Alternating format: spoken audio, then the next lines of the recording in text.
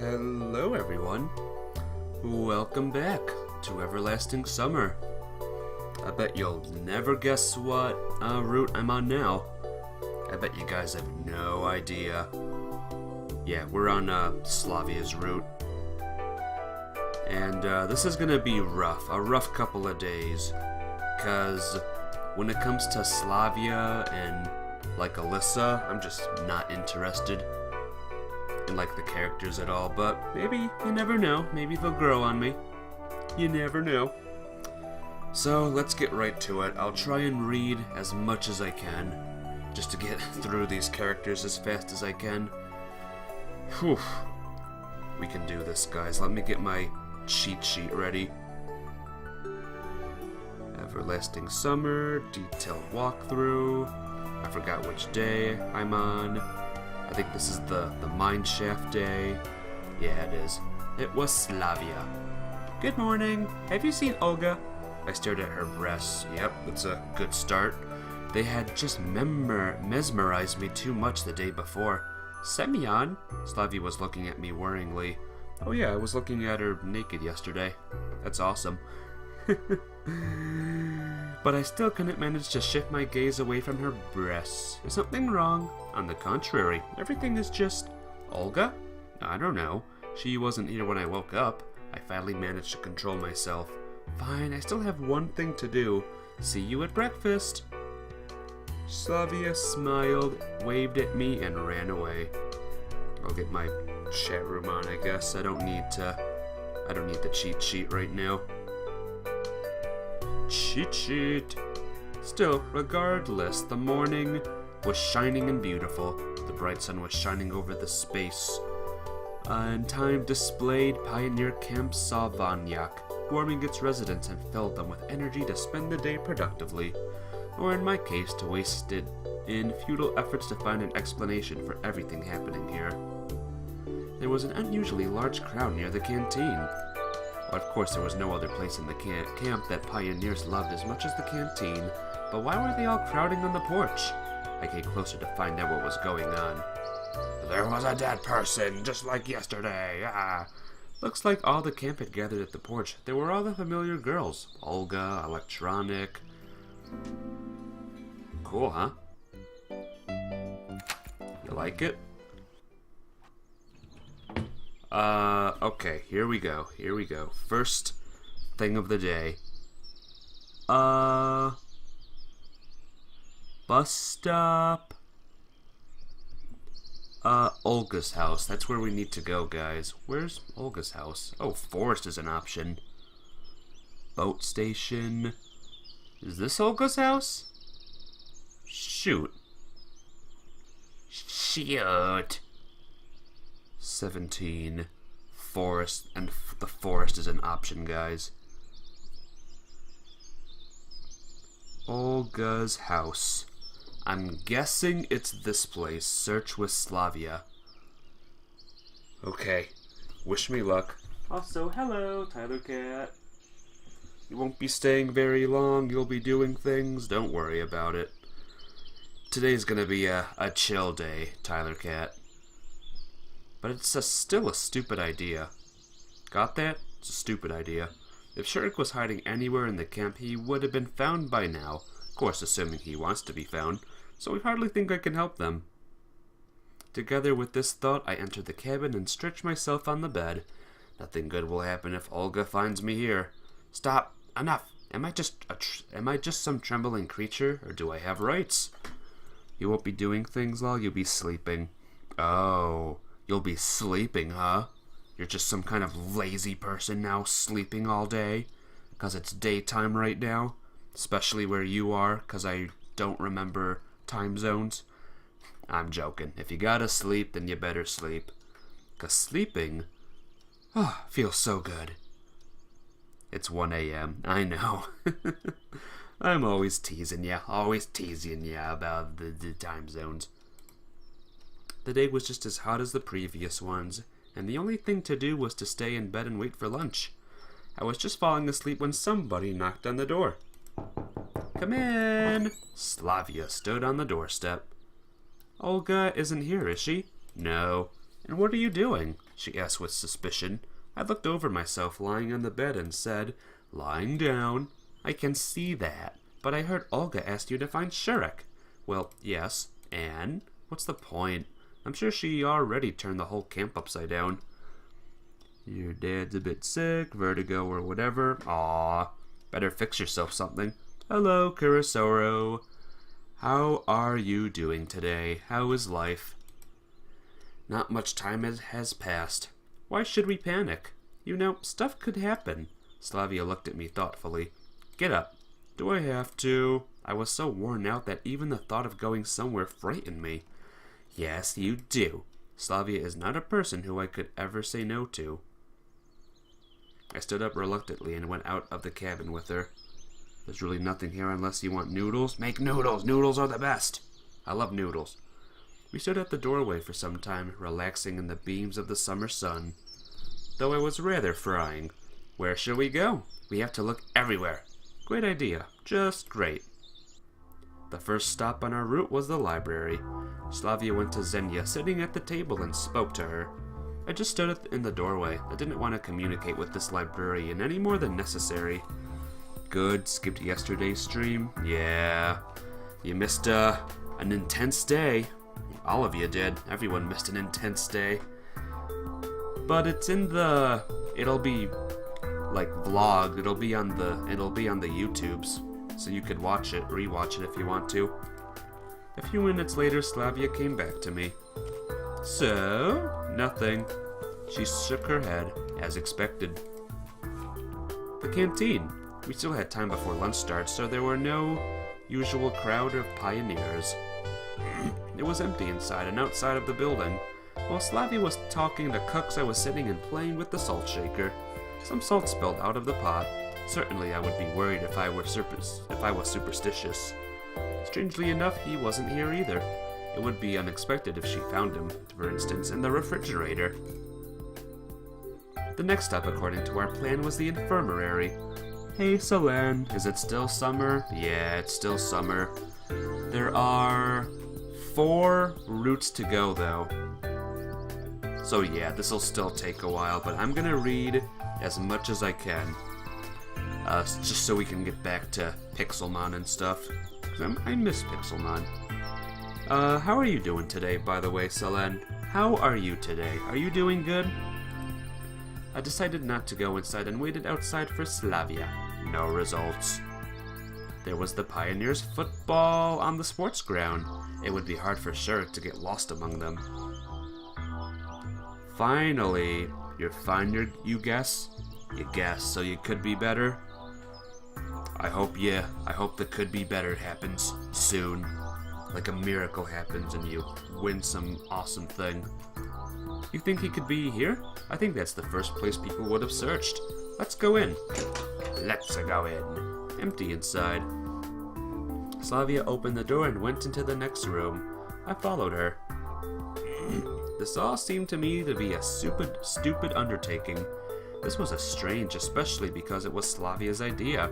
I mean, I understand responsibility and so on, but isn't it obvious that he isn't in the camp? After all, he isn't playing hide and seek with us, is he? No one here either. What did you expect? He'd be sitting in the closet? Well, it seemed like I offended her.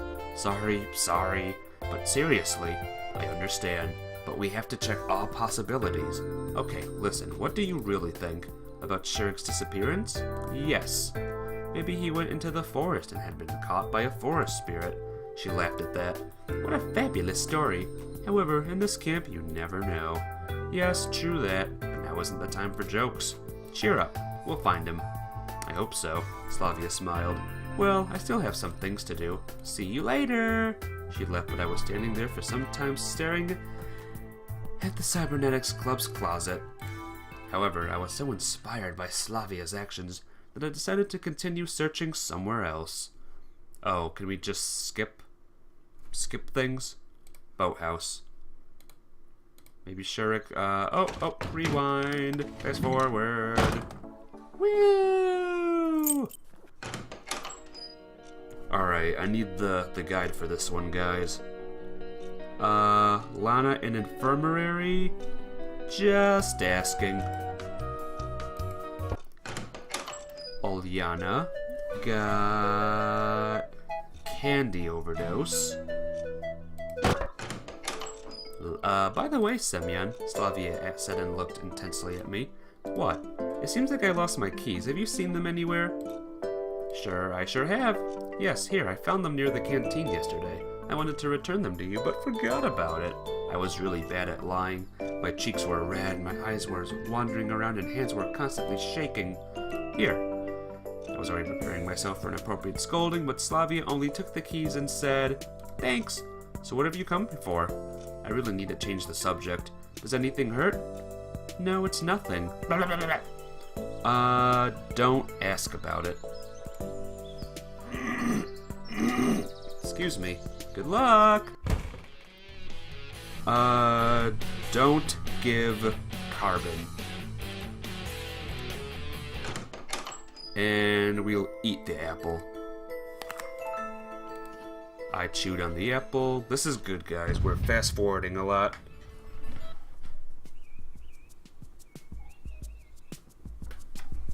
Hang on a minute, guys. Hang on. Let me read what everyone just said really quick.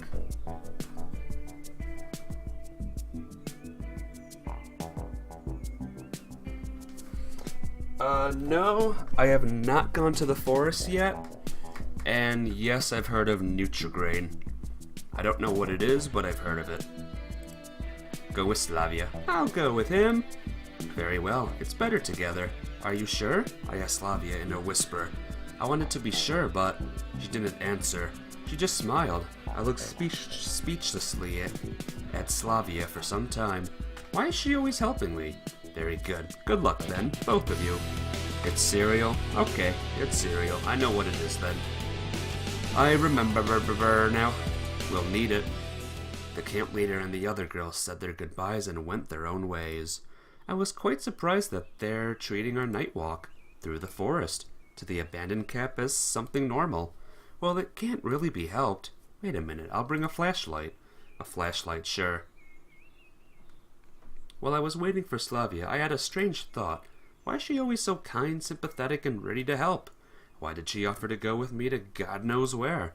It's always the quiet ones. Should I be concerned about her? I'm back! With a smile, Slavya gave me a flashlight. Shall we go? From what Electronic told us, the old building was built right after the war. It looked like a kindergarten, or like a barracks, I expected, and definitely could hold less pioneers than today's camp. It has been abandoned for about 20 years. Are there really 8 people here right now? Well, everyone here, I hope you enjoy yourself. It was now totally dark. It seemed like the forest was afraid of us as we were in it. Trees politely moved away, grouping at the sides of the path, and patiently watching us. An owl wooed somewhere far away, but more quietly than usual. 10 actually. Well, 2 of them are me, so it's 8. I wasn't afraid walking next to Slavya. Probably in any other situation, like by myself or with Ulyana. Even in the real world, I would be too scared to go into the forest without a proper path. But I tried to get rid of these thoughts. Although it was strange, Slavya probably soothed my self-preservation instincts, and my sense of reality was blunted. If it continued this way, I'll jump towards some beast with a smile on my face. You're not afraid at all, are you? Meaning? Slavya turned around and looked at me, smiled in a strange way, either misunderstanding or with a gentle mockery. Maybe I was just seeing things. Well, night, the forest, the old camp. How's it feel to be famous? It feels cool. But also fake, because I'm not famous. Not in the slightest. But still, it's nice to have people here today. As opposed to yesterday with just no one. Are you afraid? No, well, yes, but it's a natural human reaction in this kind of situation. I didn't want to show my fear, but I wasn't really scared. Just chilling. Yeah, even Selenste's sticking around. I just felt that being scared is what I should be in a situation like this. It was like my body had stopped producing antibodies to fight against an infection. I was scared, not by the night forest, but by the fact that I was reacting to everything that was happening in the wrong way. On the other hand, I didn't want to make a fool of myself. I see. Slavya was smiled again and continued walking. The path, surrounded by trees and bushes, was becoming more narrow. The deeper we went into the forest, the less clearly we could see the moon. For a moment, clouds hit the moon and everything was submerged into almost pitch-black darkness. Darkness! I closed my eyes tight, and when I opened them, the moon had taken its place again and painted the world in the bright white colors of the night shroud. I only just realized how much I hate the dark. Finally, a clear space appeared far away ahead, and a minute later we were standing at the edge of a forest glade. And just like that, there's 4 people here. I think every time I mention the chat room, like, people leave. So maybe I shouldn't do that from now on. It's very interesting how that works. Oh, I remember my last time here. Oh, it was not nice. It was scary. There was a ramshackle old building eroded by rain, rust and beetles. It smiled at us with broken windows and like a gap-toothed mouth. A silent rebuke from the dead of the living could be read inside. So, we saw this, guys. Is it alright if I skip through this dialogue? Because we know, like, what all of this is. It won't be as scary this way. Like, we know Slavya will be with us. She's tight-tying my hand. How could I ever agree? There's not a single normal person. World around me can be called normal. Persuade myself finding answers is not good in the last 4 days. No special reason. Just where the world works. Shall we go? Yes, I guess. But we didn't make a move because we were too scared. Oh, and the moon does cool things. Now it looked less like a tomb, but all dead pictures grew real. Yeah, ghosts. Oh boy. And a single normal person, you'd fit right in. Yeah, this would be your house, Tyler Cat. Bet you could fix it up though. Like, fix the roof. You could like turn a whole like room into a pizza den or something, or then you can make a maze out of the forest somehow. You can make your own maze. If given the right, like, care, like, this could be a nice house. Like, this could be a nice staircase. This could be a room. It's already a room, but... And then it leads into the basement. Fix it up, there's nothing wrong with it. I don't know. This picture here is a little, like, tilted, and that's just, it's bothering me. Oh, and this one, too. Oh my gosh. What a mess. What a mess, guys. Creepy. Embracing it. Slavya is scared. So who was more scared, Slavya or Ulyana? Perhaps not. Shall we go in then? No. What about Shurik? Well, Shurik, why did he have to come here in the first place? Why did Shurik come here, guys? Does anyone know? Was that answered in any of the other playthroughs I did? Okay, let's assume there's no wolves. Since we're here, let's search. We searched all the rooms in the old camp, playrooms. The painting fits with the whole haunted house look. Yeah, but it's still tilted. It'd be more creepier if it wasn't tilted. Like, why is there a normal-looking painting in a run-down old building? Also, some of the windows have things missing in it, and that's just not cool. Look! We returned to the place. Slavya picked something off the floor and gave it to me. It was an old doll! There you go. An old doll. I pity it. The doll? Yes. Why would you pity it? Someone played with her, then just threw her away and forgot about her. Yeah. That's rough. Whoever did that is not nice. If I had a little girly doll, I'd play with it forever.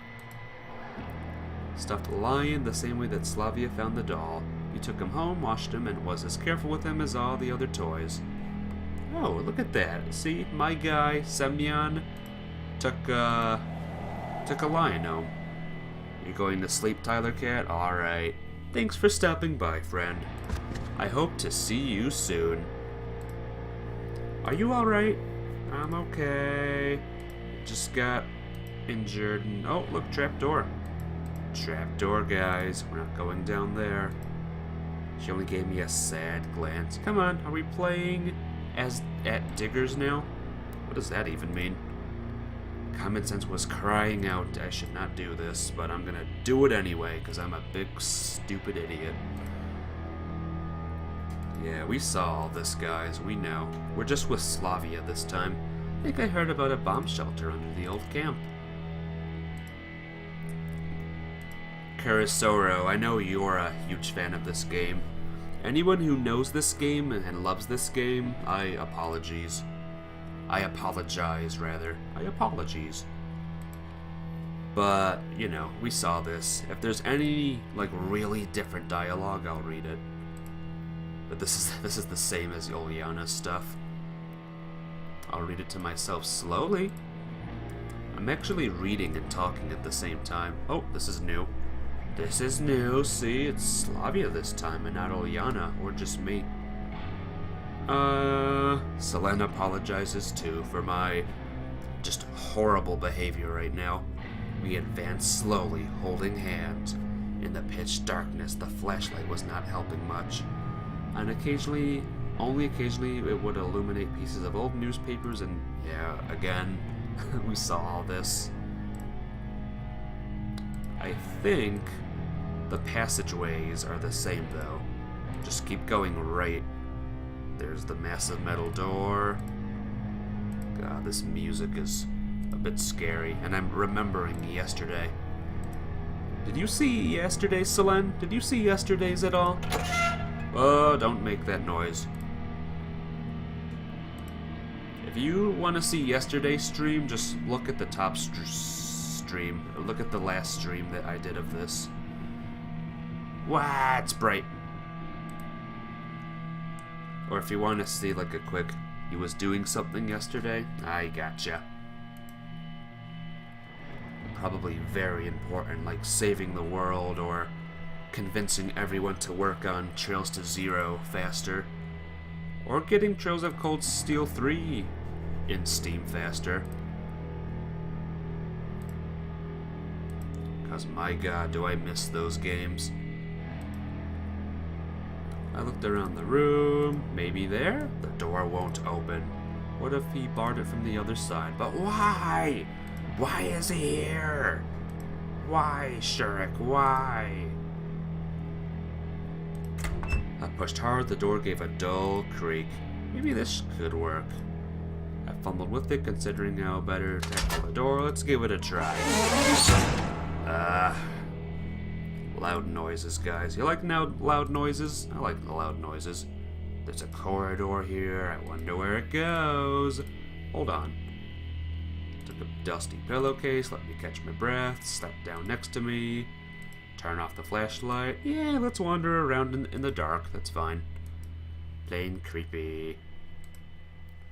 You like creepy, guys? You like creepy? We got creepy. It's not really creepy as it was yesterday, but still. Absolutely nothing supernatural. There's no music, guys. Oh, never mind. The music just stopped and started up again. What exactly? The fact that we are sitting here, just you and me in the night. Wouldn't it be normal if such a situation to instead wait till morning and call the police? Yes, I guess so. But let's go anyway. But you still wanted to help. If Shurik is here, we have to find him as soon as possible. So tomorrow is the special day, guys. If I do tomorrow correctly, we can be on Slavya's route, like officially. And that'll be awesome. I really want to see what the last route is like. Like, we'll find, like, the real answers. Oh, there's this. Remember this? We go down there, we find the secret mining thing or whatever. Check this out. Hole was small enough for us to climb down, and here we are in the mine. The walls and the ceiling were reinforced by wood. Wooden beams. Where are we? I don't know. Coal, perhaps? Perhaps. Advance slowly. Stones were treacherously shifted. It's scarier down here.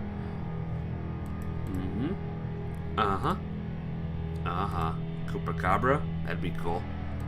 That'd be awesome, guys. I don't know. You know what I want to do, actually? I want to go a different way. I want to go left a couple times. Right, we marked the path. Last time we were here, we trailed off and we went to the Miku route. For some reason. I don't know how. We're gonna go left.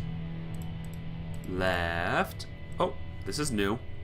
We came to some kind of miner's camp. Picks and helmets everywhere. A rusty wagon stood in the corner. All the items were so old, they dated from the beginning of the 20th century, rather than the middle. So this really is a mine, which means I could wander around here for ages without finding a way out. But I sensed that exit was somewhere nearby, so we went further. And that's all that matters. Let's see what happens if we go, like, completely left. If all routes lead to Shurik. After another turn, yep, all roads lead to Shurik. Well, at least that's something. So tired of wandering around this mine, I had completely stopped thinking about Shurik. But we're at the door.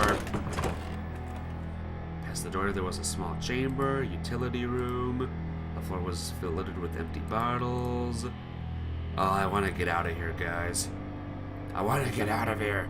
There he is. Hi, Shurik. Here you are. We've been looking for you all night. Why in the world did you come here? And who are you? What do you mean, who are you? Get up, let's go. I'm not going anywhere with you. Hey, it's your fault for getting lost down here. You want to trick me again. You'll make me go in circles through the tunnels, won't you? Yes, you will. I know you for what you are. Cut this nonsense out already. Slavya stopped me. He's not quite himself. Well, I'm not quite myself either. You wander here all night, you sure won't be yourself. Yeah, he's a little stressed right now. He's like, look at that mouth. It's me, Slavya. For real? Shurik looked at her and immediately started sobbing quietly. Of course, who else could it be? And that's Semyon with me. We came to find you. Everything's fine now. Are you really not them? Certainly not. We're us. Try to get up. He was disoriented. Easy there. Careful. Alright, time to get out of here. We can't go back. Back where? Into the mine? Yes. He was calm. Yeah, this is a little different, guys. It's where they are. Who are they? The voices. What voices? This is a little new. If he attacks me with a pipe, then it's all the same thing. Calm down, Shurik. Just tell us everything in detail. I needed some parts for the robot, and I heard there was a bomb shelter in the old camp, and there's usually lots of different equipment in bomb shelters. It's old, of course, but worth disassembling. You can always find coils, resistors. So I went early in the morning, and I thought I could finish quickly and get back by breakfast. I got everything I needed. Light bulbs and wires. But then, up there in the bomb shelter, I heard some sounds from behind the door. Sounds something like moaning or wailing. At first I got scared, but then I thought that a person could be in danger, so I went there. And here was this mine, this damn maze. I got completely lost. And the voices always telling me something. Sometimes shouting, sometimes whispering, and I can never make out the words. He was ready to burst into tears. Slavya patted gently. I found this room. At least you can't hear them. So you decided to sit and wait for a rescue, like in a B film? I asked sarcastically. Well, in any case, it's time to get out, if there are no objections. Come, I know a shortcut. What do you mean you know a shortcut? What is visible? Yeah, you know, I walked all over this place. Alright. Shurik did not lie. Yeah, this is it, guys. This is the thing from the Miku route. Why didn't you get out yourself? Try it, you'll see. It's true, you can't break it just like that. Gotta use something heavy. But we have a little crowbar or a flashlight. It was not one of those cheap Chinese fakes from the 90s. That's nice. I swung it hard, started smashing at the grate, aiming for spots where it was attached to the wall. You got lucky, you heard a cracking sound, and then we got out. A few minutes later, you were lying on the grass, so this is a lot better. Ulyana ending, he was, like, really freaking out, and he just ran the heck away. Or he didn't run away, he tried to attack me. I'll be going. Thank you! Alright, bye-bye. We didn't have the strength or will to talk to him. Scolding him now is of no use. What a night. Right, so if someone told me a week ago that I would go to a pioneer camp, have to crawl through bomb shelters, but it was fun, in a way. Something amusing about all this, yep. Oh, man, if I live that long. What do you think? Did he really hear something there? I don't know, it's possible, of course, but most likely it was just his imagination. Such a situation, anyone could start imagining things. Psychiatrist, guess he should. Alright, time to go to bed. Aye. Alright, we gotta say something to Slavya. Thank you. For what? She gave me a surprised look. I wouldn't have managed without you. It was nothing. Slavya blushed, okay? I was in her debt. Again. I wonder how I could repay her, at least partially, for all that she's done for me. Ooh, look at this. I stared at the night sky, slowly falling asleep. All of today's adventures left me so tired that I had no more strength left. You know, under different circumstances, I would have surely confessed my love to you, I said, losing touch with reality. Well, it's usually work much faster than common sense, but Slavya wasn't there anymore. Probably for the best. Why did she leave without saying goodbye? What's she up to, guys? What? Why is it this music? I was so tired that I barely made it to the camp leader's cabin, but there was a light in the window. That means she's waiting for me, and that means I'm in for a lecture again. It will just be as pointless as ever. No desire to discuss right or wrong or whatever. I got it. Oh God. Here you are, I said blankly. Semyon. Yeah, we found Shurik. Slavya will give you the details tomorrow, and now I'd really like to sleep. Oh, well, fine. I don't know if she mentioned Slavya playing the role. Half a minute, you were in bed. Events turned into words, and I fell asleep. And then, day 5. Oh my gosh, everyone. We ran. Oh God. That kind of spooked me a bit. Alright, guys, let's go back to my little cheat sheet. So help me, I'm gonna do this right. I don't care what anyone says. Yeah, go with Slavya. We did all that. So let's see. I don't think... Yeah, this doesn't matter. So we can just fast forward through all this. La la la la la la la la la la. We'll do accept, because why the heck not? You must know that. Yeah, of course. She interrupted me. Wait here, saying that it went to the club's quarters. No, we don't need to see this. No, we don't need to see this. 1 minute, be my guest. Thank you. Rolling up wire, what she wanted. So what's this? An inductor. An inductor. Join our club. Join our club. Join our club! Wait a second. Adjacent room. Ta-da-ta-ta. Gave it to me. There was a big bottle of Stolichnaya vodka inside. That's good. Oh, here we go. Can you spare me the coil? We just need it. But we can't do it. Well, never mind then. I'll go then. And so, have you got it? Nope. That's your own fault then. Do you need the wire? But you get credit for trying. What? Alyssa would tell everyone anyway. Ulyana laughed. She's really angry with you. I bet. Okay. Come on. Come on. Come on.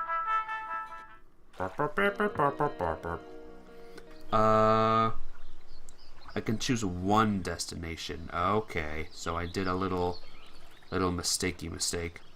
Collect strawberries with Slavya. Boop. And we did see this already. so we can just, you know, skip it. Thanks to the girls. The girls saved my life. Okay, but that's not all. Seriously, I was anticipating the lovely rest I was about to have. Let me look really quick. Oh, now we're gonna get the sugar, flour, and stuff. Okay, I think I got it, guys. Do you even know what these strawberries are for? Not a clue. What an honest confession. We'll make a cake out of them. I see. Well, that makes sense. To honor the miraculous rescue of Shurik. Oh, we saw this already. Right. We can skip all this, though. For this one will be stay on guard. The choice we do here is nothing. And the choice we do here is also nothing. So we're gonna fast forward here. It's gonna be fun. And then this is like the critical scene, guys.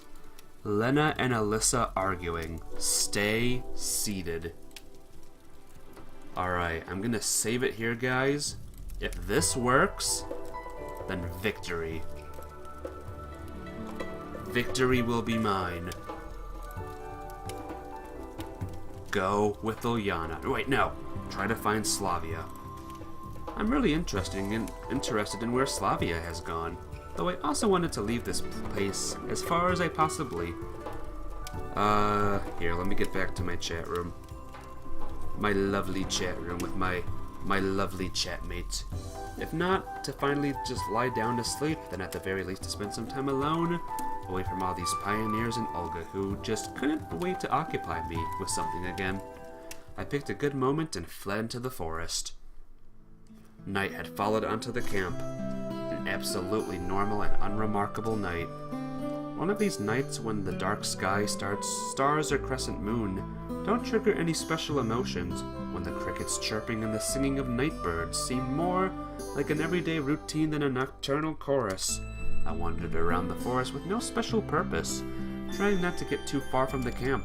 After all, there was a chance to meet Ilyana out there, and that natural disaster would probably be even worse than the camp leader. I sat down on a fallen tree and started thinking, why is this all happening to me? Why do I keep getting myself into foolish situations every time and everywhere? Even having suddenly appeared in a weird pioneer camp in the middle of nowhere, I don't get to become a subject in an experiment, a victim of a sick cosmic mind, or a participant in an intergalactic war on the side of a group of suicide-prone pacifists like a regular hero of science fiction. No, I get to hide in a night forest from a raving camp leader and her workhouse pioneers, horse pioneers. The stars in the sky were shining brightly. Perhaps they gave their light not only to me in this camp, but also shine on the city where I was born and where my old home is. It was as if a pain settled in my chest. Hey, call me Ty. How are you doing? How is life? How's the server been going, by the way? My Pixelmon server. Our server. Like, I haven't been on Pixelmon for a while, I know, and I apologize for that. We're almost done, though. It was not wistfulness. More like a sad reminiscence, because despite all that's happened, I felt more alive in less than 5 days here than I had for the last several years here. Alright, this dialogue I've seen already. Uh-huh. Me neither? Oh, you haven't been there either? Aw, man. This is what happens when I play other games. Our server just dies. But as soon as this game is over, I will be back, ladies and gentlemen. I will be back to Pixelmon. Uh-huh. Uh-huh. Added to the camp at a fast pace. Now back to the camp leader. I arrived at the beach, and I wasn't alone here. A pioneer uniform was lying on the sand. A girl's one, but no one seemed to be swimming in the water. I almost thought it was some new devilry when suddenly a voice came from behind. Skipping out on the hike? I thought you were still in the woods. Excuse me. So call me Ty. You missed an intense stream yesterday. Do you have Ark Survival Evolved? I do not have Ark Survival Evolved. I don't know if I should get it or not. I turned around and saw Slavya in a bikini. Sorry, I guess I interrupted you. That's okay, I'm almost done. Why did you decide to have a swim during the night? Oh, well, is it prohibited? She smiled. Well, no, it's just... Won't Olga mind you leaving early? Only if it's on sale. You got it. Hey, Ty, should I get it on the Switch? That'd be a good idea, huh? But you did the same. Slavya gave me a quick glance. Pretty good game, but way too expensive when not on sale. Yeah. No, I knew you would say that, Ty. No! In all caps. Yeah, I did. I sat down on the sand and stared at the river. You didn't like the hike, did you? No, it's not that. I just wanted to be alone for some time. And I've interrupted you. No, not really. That's not like you at all. What are you talking about? Well, to leave like that. Well, I'm not a robot that can only act according to a predefined program. She laughed. Ho ho ho ho ho. Yeah, that's right. I was still puzzled, and my fatigue was also becoming stronger and stronger. My mind was absolutely blank. To be precise, it was so heavy and full, so that not even a single idea would have the chance to dwell here. If I would compare my brain at its prime to a broad highway full of speeding cars... I saw that phrase already. Don't you think it's all pretty strange here? Strange? Everything that happens here. It's the ideal model of a pioneer camp. Of course, it's not like I know a lot about them, but it looks exactly like I imagined it. What are you talking about? Slavya glanced at me perplexedly. Did you ever feel that you're not where you belong? I don't know. More precisely, not where you are meant to be at all, as if thousands of kilometers away from home, or even in another galaxy. I don't understand you. We're similar in this. I laid down on my back and looked at the stars. And what would you think if I told you that I'm an alien from the future? Are you? Asked Slavya in dead earnest. Let's assume I am. How should I return to my time? Do you really want to? Yeah, all the conversations with her have to do with my situation. Even the slightest hints of it always end up in the same place. It's like she's offering me a chance to stay, almost insisting on it. Well, let's say that I'm not sure. Well, there, as we could call it, everything is like home to me, or rather more familiar. Practically everything is known to me, and I'm prepared for any situation. And here, it's the other way around. Literally every little thing comes as a surprise, and everything's different. Is it really that bad? I wouldn't call it bad. Unfamiliar, unclear. Sometimes it can be hard to change something, especially for people with my personality. But what do you really want? To start with, I can't answer that question until I find out exactly where here is. Then go and find out. If only it was that easy. But what's so difficult about it? Everything's difficult. I don't even know where to start. And I'm constantly being distracted. You are talking about it so seriously, it's almost like it's all real. She laughed. Who knows? A pretty long silence followed. Suddenly, Slavya sneezed. Bless you. Thanks. It wasn't a good idea to swim at night. You could get ill. Hurry to your cabin, it's cold out here. It's nothing. I'd rather sit here with you a bit more. Now, just let me dress. Well, I was certainly flattered, but... Let's go. I'll walk with you. I'll walk you. But we didn't even walk a dozen steps before Slavya grasped my arm. What's the matter? Oh, I suddenly felt dizzy. I touched her forehead. It was burning. I was never able to measure body temperature by touch, but in this case it was obvious. I told you. Achoo! Come on, come on. No, I could infect Xenia. Listen, we'd better go to the infirmary. And what would you do in the infirmary? Infirmary? At night alone. That's nonsense. No, it's not nonsense. If you don't want to help, I'll go by myself. She let go of my hand and was ready to leave. Don't get upset. Put this on, it's cold. I handed her my sweater, which I'd brought with me on the hike. Finally found some use for it. Good boy. Thanks. She put the sweater on and gave me such a tender and caring look that I just couldn't argue with her anymore. Okay, fine. The infirmary it is. Oh, geez, it's dark. Dark infirmary. 5 minutes later, we were standing at the infirmary door, and Slavya was picking out the right key. I still consider this idea quite foolish. Nobody ever died from the common cold, at least not in the past century.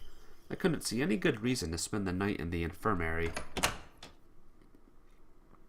Finally, Slavya opened the door and leaned on my arm. "I'm still a bit dizzy," she said guiltily. Slavya landed on the bed. I sat on the chair nearby. "Still, listen, alone for the whole night in the infirmary? After all, at least Xenia could get you a glass of water if you needed one. She wouldn't catch the illness. She's young and strong. It's all right. I don't want to bother anyone, and the nurse will come tomorrow." I suddenly imagined myself in Slavya's place. Imagine that I had to spend the whole night here alone, and shivers ran down my spine. "Listen, maybe I can stay with you for a while." I owed a lot to Slavya, and in fact I didn't even want to leave. "What for? Everything will be fine. Thanks for walking me over. You should go and get some sleep." "I still think it's fine." For a moment I thought, of course nothing terrible will happen to her here, but I myself would feel more relaxed if I stayed with her. "I think—" "Oh, come on," Slavya cried out, as if offended. "You won't throw me out, will you?" I smiled slyly. "All right, but if you get infected, you have only yourself to blame." I was happy with my little victory. "Okay, then what shall we do? There should be some playing cards in that chest." "Durek?" In fact, I didn't know any other games except that one and poker. "Okay." We spent a lot of time playing. I completely lost track of time. We chatted, laughed a lot. Slavya didn't seem ill at all. Then midnight came. "Time to sleep, probably. But where are you going to go?" She gazed at me. "Come on, you shouldn't be sitting here with me." "I can do it anyway." At the moment, I could even fall asleep standing up. Slavya watched me for some time, then drew the curtain and said, "Good night." "Night." I lowered my head in my arms and fell asleep in an instant. Ooh. Funky music. Despite being exhausted, I slept uneasily. It was more of a slumber.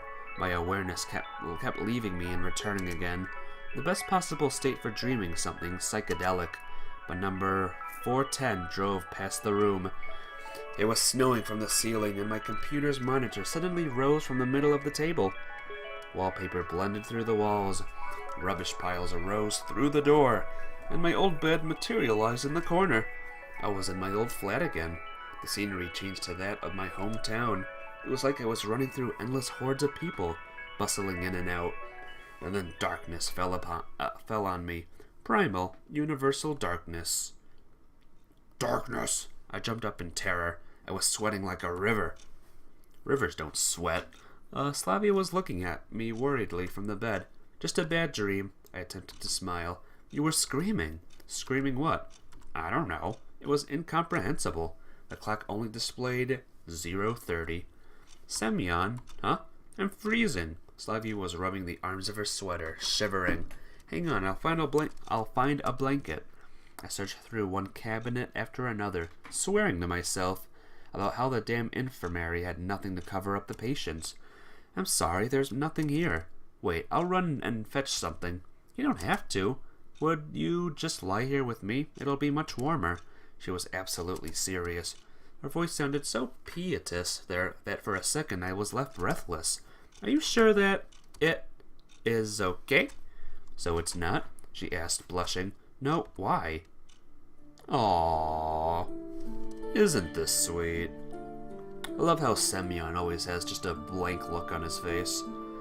I slowly took off my shoes and lay on the very edge of the couch, trying to occupy as little space as possible, trying to shrink and stop breathing. Slavya gently embraced me and rested her head on my chest. "Yeah, that's better," she purred, like a little kitty cat. Meow. I was unable to say anything and just lay there calmly. "Very good. Thank you." "For what?" Slavya kept her eyes closed and seemed ready to fall asleep at any second. "For being here." "It's fine." 2 minutes ago she was desperately trying to get rid of me. "No, really." "Then you're welcome." She said nothing, but I was sure that Slavya smiled. "Contact us anytime, as they say." "You're so kind. You care so much." "Well, I try." "You're a good friend." "Friend? Well, yeah, probably." Somehow this word hit me painfully. On the other hand, there was no reason to believe that I was something more to Slavia than just a friend. What are these thoughts about anyway? You too. I just couldn't bring myself to find the right words. What's up with the you too? It's been a pleasure dealing with you. We hope for further mutually beneficial cooperation? Or, yeah, it's cool being friends with you too. Let's go and play in the sandbox? That was twice as hard to endure with Slavia lying right next to me. I can't run. I can't hide. Even without her looking me in the eyes, I know that she sees right through me. You're distressed by something, aren't you? No, I'm fine. Excuse me. But I can tell that you are. Well, maybe. Want to talk about it? Well, not really. In fact, there's nothing really to talk about. Then you don't really know why you're upset? Yeah, probably. Then why get upset in the first place? Slavia laughed. I guess I shouldn't. That's great. She hugged me even harder. Not cold now? I'm fine. Just tell me if you're not comfortable. No, it's okay. Like this time on the boat? My muscles, as if remembering that rowing competition, reminded me of it with a dull ache. It's totally different. Okay, she said slyly and raised her head a bit. So everything is fine? Yeah, perfect. I started to worry. Slavia surely wanted something from me. Wanted me to do or to say something. But what? Are you sure? Yeah, probably. Well then, have a good night. You too. After a while, she fell asleep. I checked the clock out of the corner of my eye. It was only 1 a.m., and that meant that I still had to lie in this position until morning.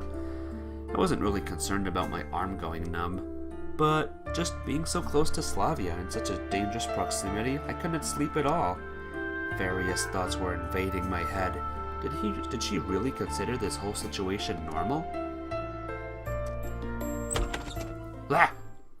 Uh-oh. Just when I was thinking how bad it would be if anybody found us, the door opened, the light switched on, and Olga rushed in. My heart jumped and stopped for a moment. Semyon! Started the camp leader in a diabolical calm voice. I've been searching for you everywhere, and you escaped from the forest ahead of time. Didn't come to the cabin to sleep, and now you're seducing our best pioneer. Slavia instantly woke up. She was staring at the camp leader with sleepy eyes for a few seconds, and then instantly understood what's going on and jumped from the bed. Olga, it's not what you think. I just fell ill and Semyon walked me here, and then I got cold and I told him to go to his cabin. Oh yeah, sure, so you're sick, are you? I am, answered Slavia humbly. Hey, Miku still better, you know it. Welcome, let's be friends. Welcome back to the stream. How are you today? You missed it yesterday, let's be friends. You missed the Miku route. It was spooky. Very, very spooky. She watched me menacingly. And you, get up and follow me. I understood that arguing was not an option and left the infirmary, not even looking at Slavia. We reached the square without saying a word. Olga viciously looked over at me and said, Time to go home. I need to have a serious talk with you. I felt awful the whole way. The camp leader silently followed me. I think that once again I've got a stupid situation into a stupid situation, which will be perceived totally wrong by everybody. Nothing to discuss. What if I were in Olga's place? 2 teenagers cuddling in the empty infirmary at night? It's hard to come up with any apologies. The worst thing is that all these things always happened specifically to me. I always considered myself to have an analytical mind. However, I rarely got to put it into practice. We entered the cabin, and the cabin leader continued the interrogation. Would you care to explain yourself? She seemed to have calmed down a bit. At least this side of her character was appealing. She, of course, an impulsive woman, but she also cooled down quickly. Slavia already told you everything. Horror Mikuru is trash, only original Mikuru is the best. What's the original Mikuru? I think I went the horror Mikuru. What's the original one? You expect me to believe that? I can't force you to believe it, but I am not going to invent any excuses either, because it's the truth. She looked at me for some time and then said, Tomorrow I will decide what to do with you. The camp leader turned off the light. I rolled myself in the blanket. I can download original Mikuru in Steam. Oh, I think I'm good. I think I'm alright. Let's be friends. I might look it up later. Just for you. Not even bothered to undress. Interesting. Why does she only blame me for what happened? I wasn't there alone after all. So of all the routes, let's be friends, what's the least? What's your least favorite one? Like, what's, like, the most boring route? Like, horrible boring. Like, what's your least favorite? No, I didn't intend to shift the blame to her. I just felt too ashamed for getting into an idiotic situation once again. Involuntarily, with no malicious thoughts, not expecting any trap, I could have lay there pitying myself for a long time, but fatigue overtook me and I blanked out.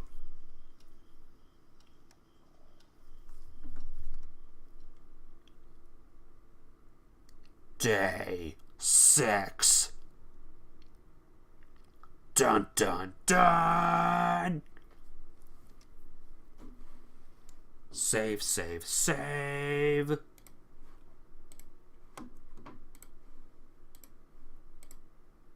Done. Back. Let's go. I kept waking up for a minute or two and then dropping off again. Oh, that sucks. I didn't dream much, just some grotesque images, forgotten by morning. Olga woke me up. Good morning! First place original Miku route. Nice. Wake up already. I rubbed my eyes open and looked at her questioningly. What time is it? Late enough. My whole body ached and my head was heavy like a bowling ball. Pull yourself together and go wash yourself up, right now. Last Lena route. Uh-oh. I think Lena route is next, guys. So, we have a tough road ahead of us. I might do the Alyssa route next. It depends on what's next on the spreadsheet I have. I stood up obediently and took my toiletry bag and went outside. I didn't want to talk to the camp leader at that moment. A lecture was clearly coming, a hard one, but I'd better pull it off as much as I can. Good and bad ending sucks? Oh no. Poor Lena. After all, I always did things this way. Trying not to fall asleep on my feet, I somehow made it to the wash bins. The cold water knocked some sense into me. Like, should I pay Slavya a visit? I still have some time left. Just to tell her I'm sorry. On the other hand, why should I justify myself? It was her idea. And what? What did I do wrong? Besides, once again getting myself into a silly situation where all the odds are against me. I took a deep breath and went back to Olga's cabin. What would you rate these two routes? Let's be friends. What would you say about Slavya's routes? Showing that I will stand my ground. But the room was empty. I sat on my bed and dropped my face into my hands. I need to come up with an excuse. Now, a nice believable excuse. If she won't believe the truth, well, that's not surprising. If I was her, I wouldn't have believed it either. Nothing worthwhile was coming to me. I was just sitting there, gazing at the sunrise. That's what I was doing, okay? You got that? The door swung silently open and the camp leader came into my room. Olga, I'd still like to explain to you that... No need. I looked at her, surprised. I understand everything. So you do understand that it wasn't what it looked like? Why, it looked exactly what it was. I don't want to condemn either you or Slavya. I understand everything. Puberty, hormones, all that kind of stuff. I sighed tirelessly and laid my head down on my hands. What do I need to say to make you believe me? Nothing. I've said it already. I understand everything. You don't understand a thing, I muttered under my breath. Okay, head over to the lineup.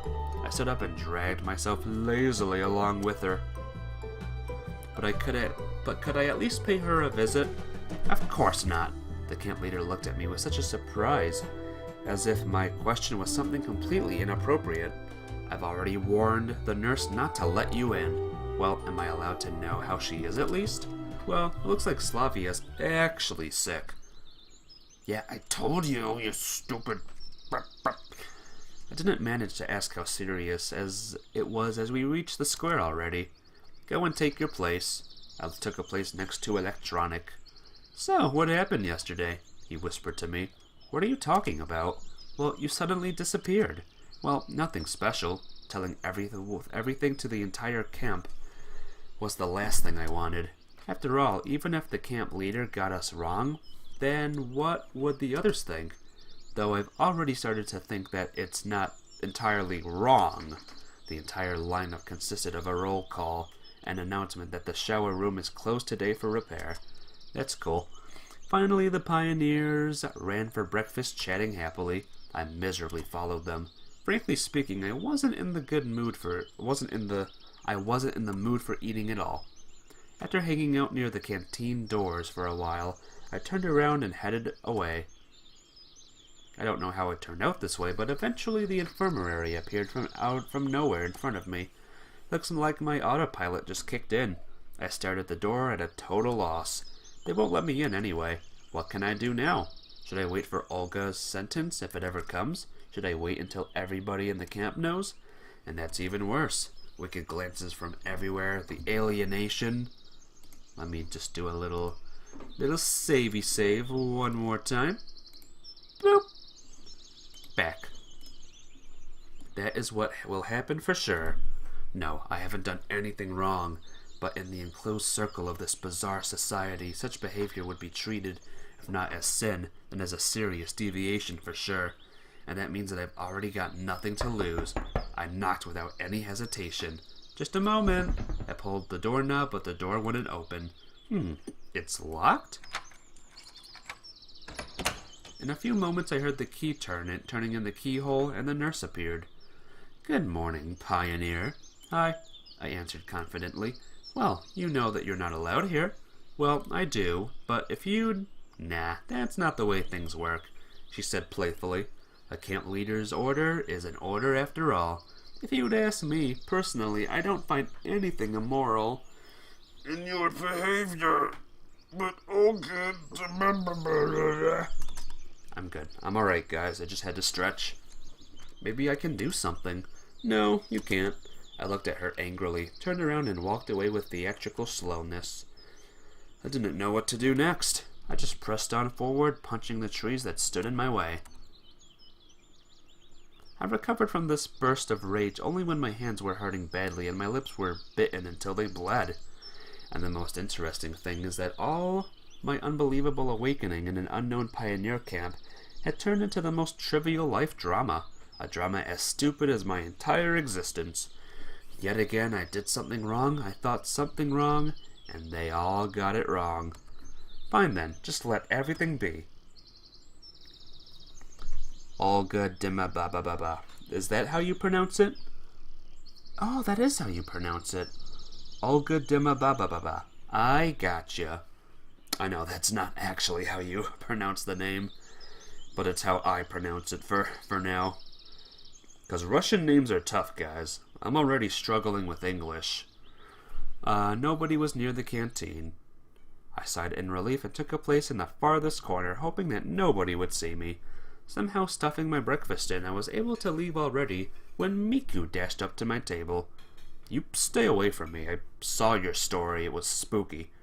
Oh, good morning, Semyon. I kind of overslept today. Can I take a place here next to you? She sat down straight away. Well, I'm kind of leaving already. Is it true that you and Slavya are like that? Well, you know what I'm talking about. She stared at me closely, blinking her eyes. Who told you that? Well, one would expect the rumors to spread fast. Alyssa Devachkachpla. Lena. Oh man, these last names. Hey, Selene, what's up? What's on your mind? What's up? Rumors. But not that fast. I started to slowly go into rage mode. Did you know that Ys IX is coming out this year? I think I do know that. And if it's coming for the Switch, Selene, I'm gonna be getting it. Ys 8, Lacrimosa of Dana. Awesome game. Probably my favorite Switch game last year. So, I'm ready to dive into the Ys world. I heard it from Xenia that she probably heard it from Cheeskov. He heard it from Olga. I don't want you to misunderstand me. It's not my business, but if you don't want to, then don't answer. But it's not a secret. Hey, let's be friends. What about Ulyana's last name? Is that another tough name I gotta learn? I don't really need to. Ulyana's route's done. You're right, I don't want to answer. I stood up and quickly headed toward the exit. It was a hot day. A hot day. This amplified my anger, since I don't like the heat. Right now, though, anything could drive me out of my wits, but I had to make up my mind on how to conduct myself. I didn't want to run into anyone, so I went into the forest where I could think calmly. Having stopped in a glade, I sat on a stump, took a stick and started to pick at the ground with it. Wow, wow, wow. This music. If there is nothing that's up to me, all I can do is simply wait. But, in fact, what can I do? Assault the infirmary? You don't remember? That's okay. Don't worry. Even if I succeeded, what comes next? Trying to bring Olga to her senses? Hardly possible. Funnily enough, this whole enigma turned into a simple, everyday situation. If it was happening in my world, there would be no problems at all. Come on, really, what's the problem? Even if I did sleep with the girl, who cares? Even if I was actually 17, even if nothing terrible would happen anyway, it would be slightly more awkward, but still tolerable. And now what? I'm not the master of my fate. Although, was I ever? Is there anything at all that was up to me in my entire life? Have I ever reached any peak that I was seeking? And now, once I've reached one, I can't hold my ground. Maybe I was just a spectator from the very beginning. My mystical appearance in this camp, all the local residents, all the events that happened to me, all that is just a weird game, and I'm the only a pawn. Now in this route, it's time to action. Alright. You know, since you said that, I think I'm just gonna do a little bit of savey saves. Well, if that's so, I will still play out my role to my best. I got up and headed to the camp, prepared to take no prisoners. The plan wasn't completely finished in my head, but I made up my mind already. There was no one at the camp leader's cabin. I rummaged through the cabinets and packed up the sleeping bag, my winter clothes, a flashlight, and some other garments I found. I came out and immediately ran straight into Alyssa. Going for a hike? Yeah, for a hike, I reassured her. Well, take care. She gave me a sly smile and went on her way. I hastened my steps to the infirmary. The nurse is a human too in the inn, so eventually she will go to lunch. I hid in the bushes, waiting. Time flew by fast. My thoughts have settled and I had a firm decision. I haven't thought my plan out beyond the first steps. I simply didn't care. The most important thing is that I act the way I think is appropriate, and whatever happens next, let it happen. At last, the nurse came out of the infirmary. She looked around and, noticing no danger, locked the infirmary with a key and quickly went toward the canteen. As she went around the corner, I got to the window in a few bounds and started to hectically knock on it. Like that. You see that? That's what I did.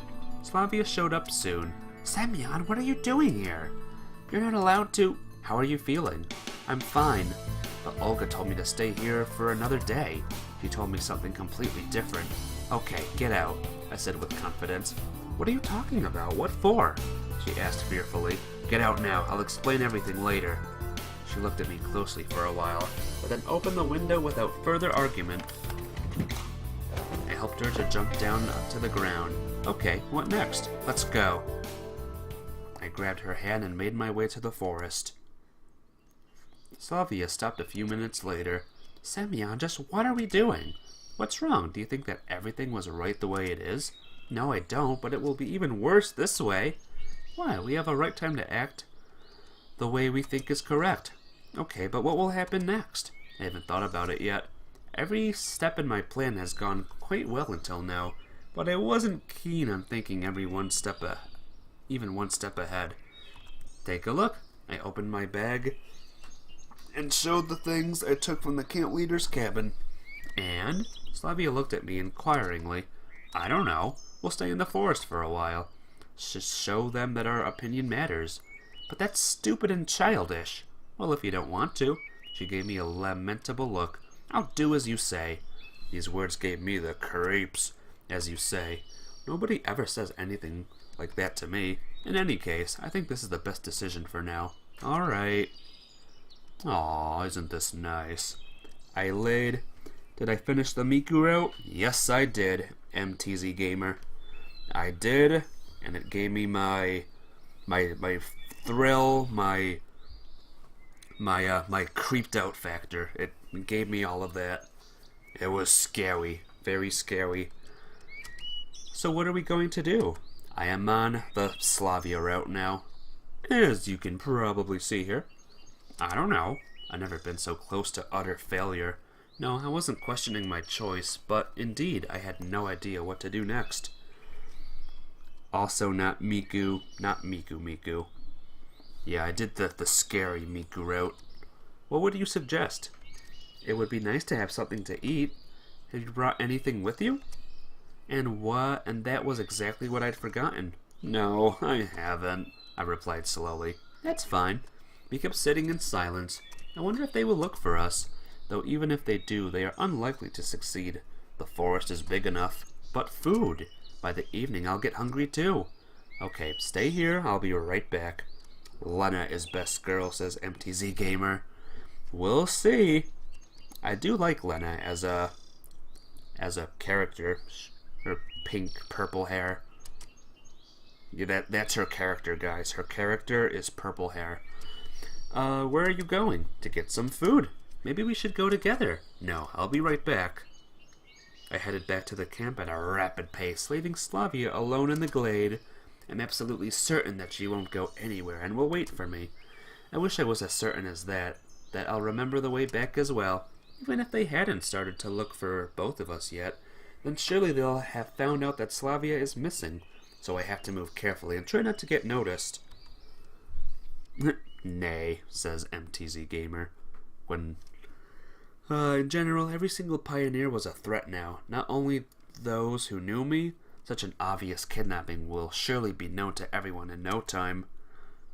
And while getting to the canteen in a few sprints was not hard at all, I had no idea what to do next. I just can't walk in there and like nothing happened. Are you hiding there? I almost jumped out of my skin. Olyana was standing behind me. Getting hungry? She stared at me. Come on, why so quiet? I was tongue-tied for a moment and couldn't think of an answer. So, why have you come? Oh shoot. What's the right answer, guys? Mum, guys. Mum. Okay, I have my cheat sheet here. The right answer, the correct answer, is none other than I was just hungry. Wait, no. I want to get something for Slavya. Oh, really? Yeah, really. Okay, I'll be right back. Thank you. Much to my surprise, Olyana didn't ask any awkward questions. In the blink of an eye, she zipped out of sight through the doors of the canteen. I was wondering whether I should trust her and wait, or I should flee before she returned with backup. However, Olyana interrupted my doubts quickly as she reappeared in a couple of minutes with a plastic bag in her hands. Here you go. The bag was full of buns and had a few packs of kefir in it. Ooh, kefir. But why? Well, 'cause it's brave and cool. She smiled slyly. Best regards to Slavya. Olyana waved goodbye and ran away. I stood there for some time in confusion, but then went back to the forest. It was completely unlike Olyana, but frankly speaking, I was thankful to her. In the end, I couldn't get food by myself during the day, and without getting myself into trouble. Upon getting back to the glade, I found Slavya sitting on the sleeping bag in the exact same pose. Here, I gave the bag to her. You got it so fast, she said excitedly. Well, I found help. Slavya gave me a questioning look, but I didn't go into details. We ate busily without saying a word. I sighed with satisfaction in the end. Good, really good. Yeah, agreed Slavya. What are we going to do now? Maybe you have any suggestions? About what? Well, at least about how to deal with the camp leader. I don't know. And are you sure? Yes, I am. Your nickname Your nick is name of Lena song. Let's be friends for tonight. Is that why your nickname is that? That's pretty cool. Clever, clever. Yes I am. I interrupted her. Is MTZ Gamer a reference to this game too? Maybe everyone's username here is a reference to this game in some way. This is an act of protest after all. She must be aware that she can't order me. I stuttered. Order us around? Nope. You want to change the name, but you need to wait 2 months. Aw, man. Well, 2 months will be here before you know it. I felt like I've said something stupid. Even if I was indeed Olga's errand boy, Slavya was. You're funny. You're funny. Funny. She gave a cute smile. We could just go and talk with her. But if you want to sit here and wait, I'm fine with it. I tried to talk to her. Are you sure you did it the right way? What is the right way? To be honest, I didn't know the answer. Such awkward talks were always something of an insurmountable task for me. I bet if I knew how to deal with such cases, things would go another way. Of course, since I was afraid and blaming myself, there was no chance to be confident. I don't know. Slavya burst into laughter. What? Nothing. I just felt like a princess who was saved from the evil witch's castle by Prince Charming. I looked at her carefully. While all this sounded quite romantic, I thought that what Slavya had just said was absolute nonsense. But generally, Olga as an evil witch, it makes some sense. Yeah, Olga's kinda mean, guys. Yes, the similarity is definitely there. I said it, spelling out every word. This nickname was created when you liked Lena, but now, Miku, only Miku. Are you gonna change your name to Miku? Miku something or other? Slavya continued in a cryptic tone. Given no choice? That's impossible. It's me who has no choice here. Just sit and wait until I get back to reality, by some miraculous chance. Does Slavya have anything in common with me? She is a role model pioneer, hard-working and beautiful. She has hundreds if not thousands of options. Probably this is the moment I've been dreaming about all my life. The world is mine. Yep, there you go. That's her big song. Such an unreachable girl as Slavya, not only sitting next to me, speaking and laughing. Miku Fag. I might just call you Miku if you call yourself that. But it is a good or a bad thing.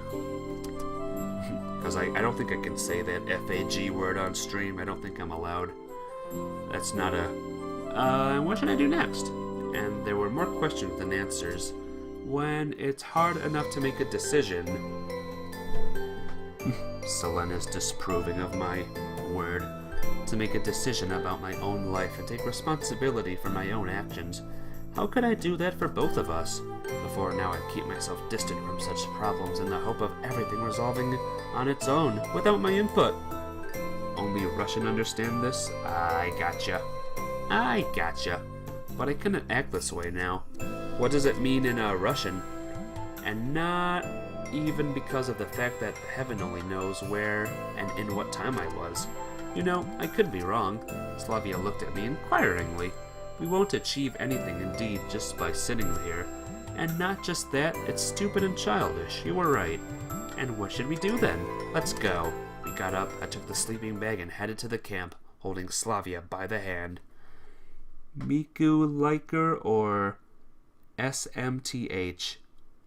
Suck my tetherhead. That's what that means, right?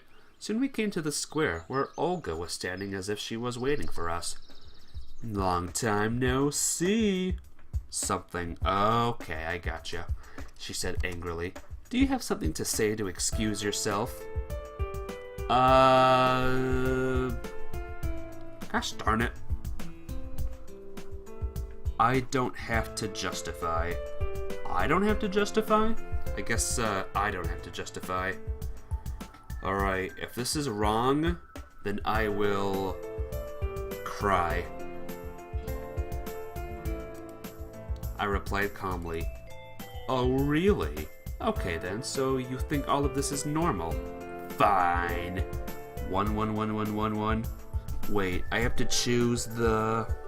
How many ones is that? That's a lot of ones. I have to choose that choice, the 1 billionth one. Never mind.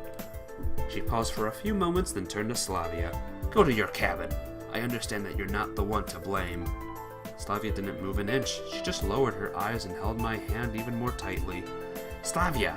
As you can see, she doesn't want to. What did you say to seduce her? Oh my god, I said nothing! I started losing my cool. Why do you think we've done something wrong? We haven't done anything at all. As if I haven't seen it, she grinned. So what have you seen? She paused, but continued a second later in the same tone. I've seen enough. Wow, you are so good at drawing conclusions. Getting a job in the secret police? Stop it with your rudeness. I didn't even think of starting it, I said sarcastically. Okay, your time is up, and I am not willing to continue this pointless argument. You're grounded until the end of the session. What had he chosen? I chose the first choice, I believe. Oh, really? And how are you going to manage that? I'll lock you down in the cabin. And what if I object? Olga gave me a surprised look. It was just now that I realized a crowd was gathering around us. I could spot Lena, Alyssa, and Ulyana in the crowd. What do you mean by object? Said the camp leader slowly. I meant exactly what I said. But you can't. A true pioneer... Well, that means I'm a false one. Olga paused as if she was pulling herself together. You think I can't force you? And how would you do that? I left ignoring the various mystical forces that I was least concerned about right now. The camp leader indeed had absolutely no idea about enforcing anything. You know what? What? It looked like Olga already understood that she had lost, but she couldn't admit her defeat because of her pride and her position of eldest and wisest in the whole camp.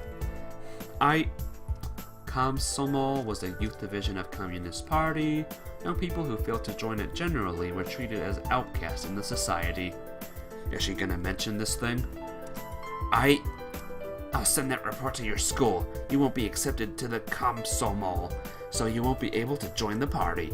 I had no way to respond against such serious threats. Accept it. You have no choice anyway. Slavya, who had kept silent until now, intervened in the matter. Olga, why do you assume you're right from the start? Why is Semyon always to blame for everything? What's so special about what has happened? What have we done wrong? Are you even sure of what you are blaming us for? And if it was anyone other than me standing here, would you act the same way? Slavya, you should know that. That's the point. I know everything. I know you. I know that Semyon hasn't done anything wrong.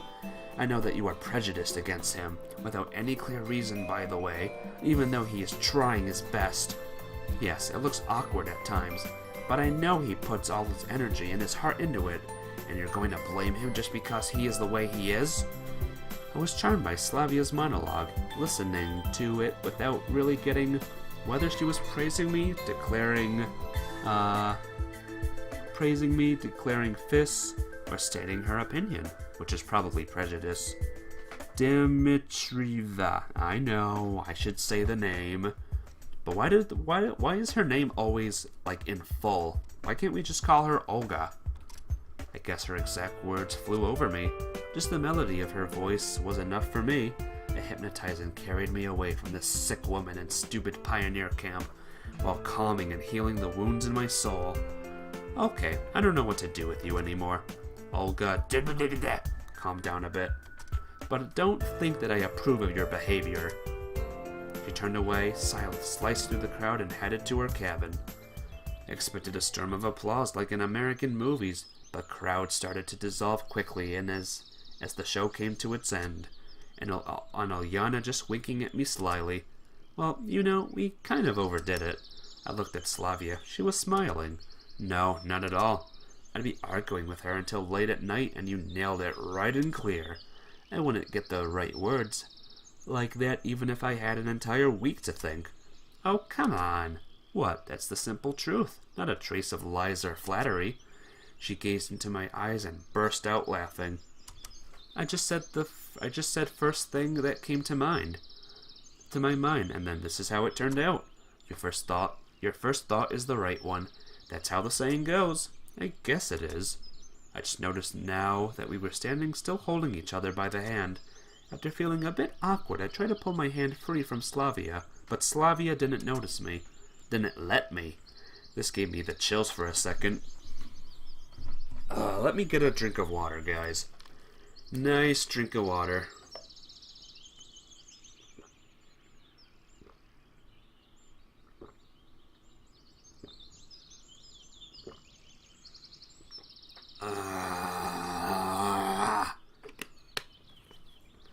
Good stuff. Where will we go? I had no desire to go back to my cabin. Strictly speaking, I didn't want to stay in the camp at all. What would you say if I suggested we return to the forest? In Russian, it's kind of a form of referring to elder people by adding second last name. Just like in other, like, countries and stuff. You always say the full name, I guess. Yep, Let's Be Friends copied what I said perfectly. Ah, good stuff. Father's name. I gotcha. Father's name, Dmitri. Did I say that right? Slavya looked at me with surprise. Well, it's just sometimes. Okay, let's go. I wasn't expecting such a quick response, and I had no idea how to finish my sentence. I was just going to tell her about a feeling I get sometimes when you want to go somewhere outside of your comfort zone. At least for a while, at least for a couple of hours. I used to do this before quite often, visiting foreign districts or even neighboring cities. Right? I said it right? Yeah! I'm slowly learning Russian, guys. New places and sceneries calm my heart, and help to realize that the world is not limited by my apartment walls, or the daily route to university or the workplace, and thus there are people who are doing better or worse than me, and so my typical problems are not as bad as they appear to be. I suddenly smiled. Eee! What? Nothing, I just remembered. Never mind, let's go. We headed to the forest, still holding hands. Eventually we came to a glade, probably the one where we sat an hour ago. Or it could be a different one, as I couldn't distinguish one from another. Here? Slavya gave me a questioning look. No, let's go further. Okay. After another half an hour of wandering through the forest, we came to a small lake. An invisible lake that we can't see. What a nice place. You're right. Slavya smiled enigmatically. See, guys, I don't even know English words. Then I suggest we stop here. Nice place. I put the sleeping bag on the ground and sat on it. Slavya did the same. And what are we going to do? I don't know. If it was your answer to go into the forest. Yes, mine. I had to make a decision once again. While I had absolutely no idea what we could do. We could talk, for example. In Russia, rules language to the elders by name and surname. Yeah, I gotcha. I understand you. Let's be friends. I understand. But about what? Oh, come on. Don't get so anxious. Slavya laughed. I'm not. I can see you are. Well, it's just because. It's fine. As you say. I sighed and stared at the ground. Maybe you can tell me about yourself. Well, there's nothing really to talk about. It's impossible that there could be nothing of interest in a person's life at all. How so? I'm an example of that. You just... She hesitated. Could it be that you're not telling me something? Are all the current viewers from Russia or something? Yes, Selen.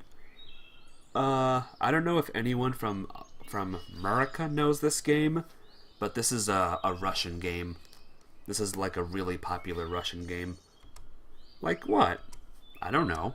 I don't know. Like you're hiding something from me? But why would I? How would I know? You'd know better. Well, I don't. You said it like... How? Not right. Slavya laughed again. I'm sure that anyone but her would not be so calm here. Okay, so what do you want me to talk about?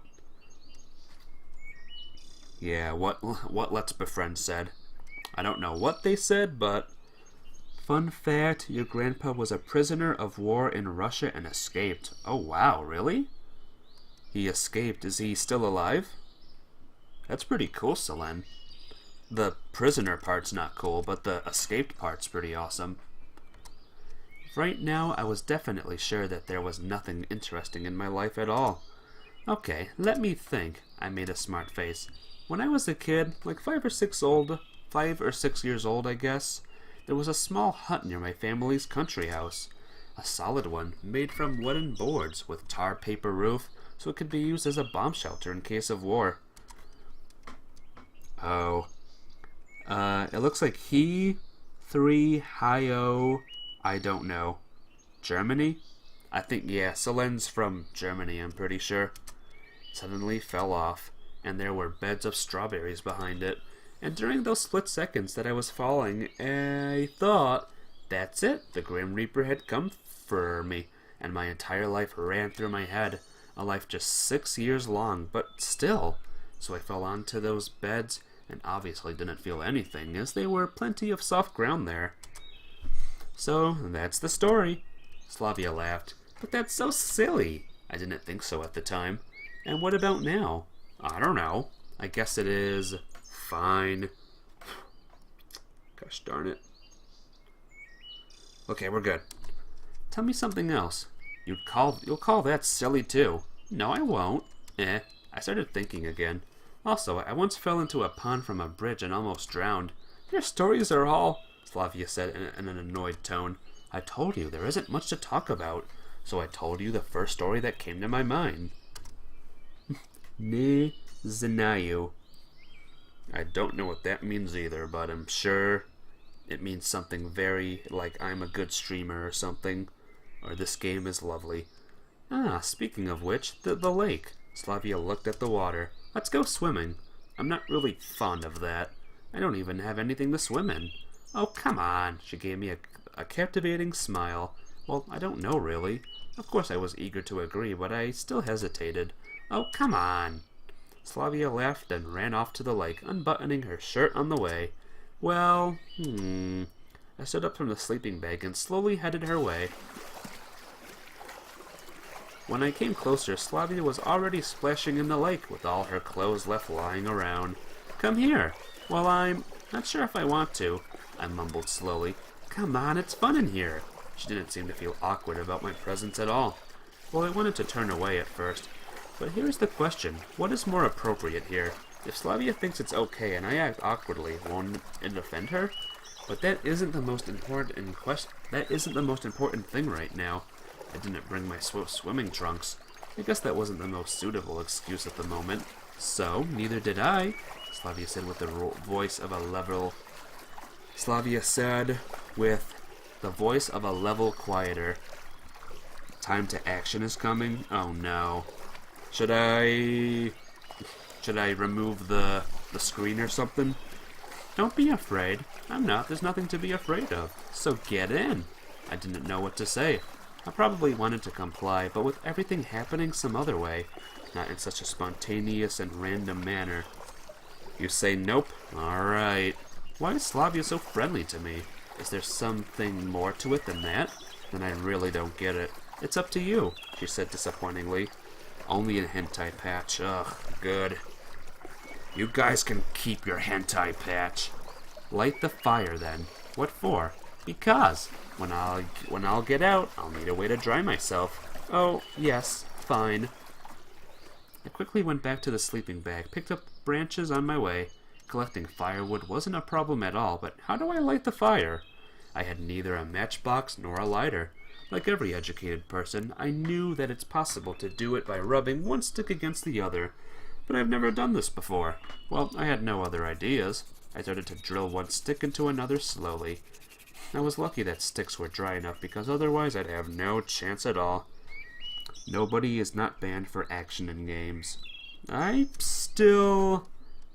not gonna risk it though, because this is my life. If I ever get banned from Twitch, that's it, guys.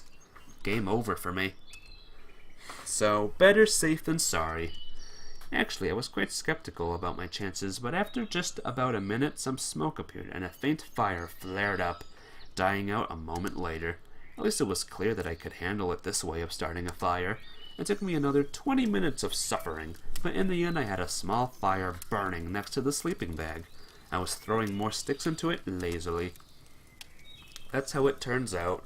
Man can adapt to anything, and so I could probably even survive in a snowy forest. No, I could not. I couldn't. My survivalist thoughts were interrupted by Slavya, who suddenly appeared right above me. Wow, you're good. I lifted my gaze and quickly turned away. She was wearing a shirt, but thanks to its dampness, it wasn't hiding much. It wasn't a problem in the lake, but it's quite different when she is so close. If this action is 18 plus, it's not a good idea. Yeah. Not a good idea, ladies and gentlemen. One wouldn't get lost with you. Aww, isn't this nice? Slavya sat with her back against mine. I hope it will dry off quickly. Somehow I was hoping so too. So what? What?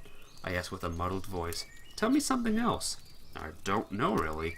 I felt like something was stuck in my throat. Storytelling was definitely out of the question. You've gotten so stiff suddenly. Really? Why would I? It's nothing. I had a feeling that I won't be able to just sit like this. Whew. Yeah, Twitch rules. The twitch of the rules. I won't be able to just sit like that any longer. Animal instincts were clouding my mind. You think this is normal? What? Sitting like this? What's wrong with it? Seems like Slavya really didn't understand. Well, you are... Do you really not get it? I sighed helplessly. Well, I'm not really sure. Her voice sounded cunning. In games, not real life, I think it would be even more inappropriate if something like this happened in real life, and I was showing it on Twitch. What do you think? Well, I'd... Maybe we shouldn't hold back. Her words flashed through my head.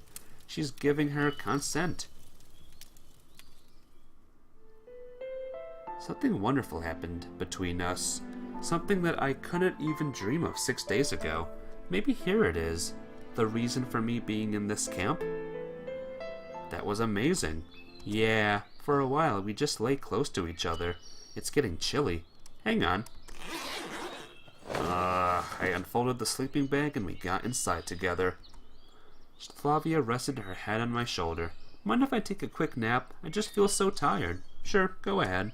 Soon her breathing became deep and steady. The wind quietly rustled the leaves on the trees around us. The grass was swaying next to us, and tiny bugs buzzed annoyingly overhead. Suddenly I realized that this was the best place I had ever seen in my life. And game over. Thinking that, I fell asleep.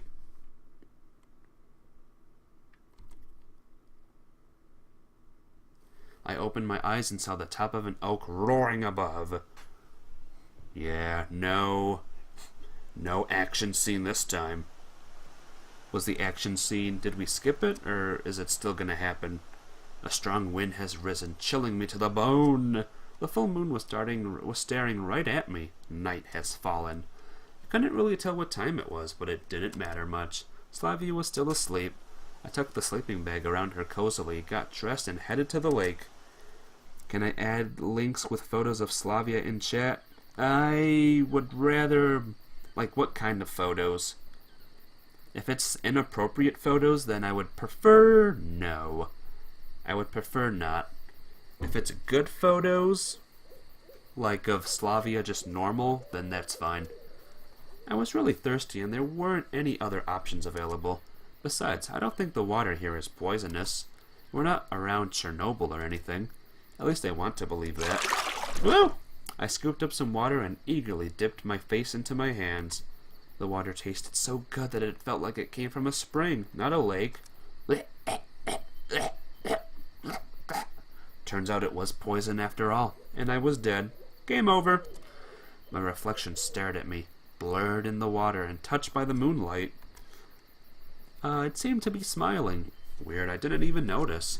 Overjoyed, I headed back. fully intending to sleep till morning, and a twig snapped nearby. I turned to see what made the noise and saw someone behind a tree. "Who's there?" I called out, worried. There's no need to scream like that. The voice seemed familiar.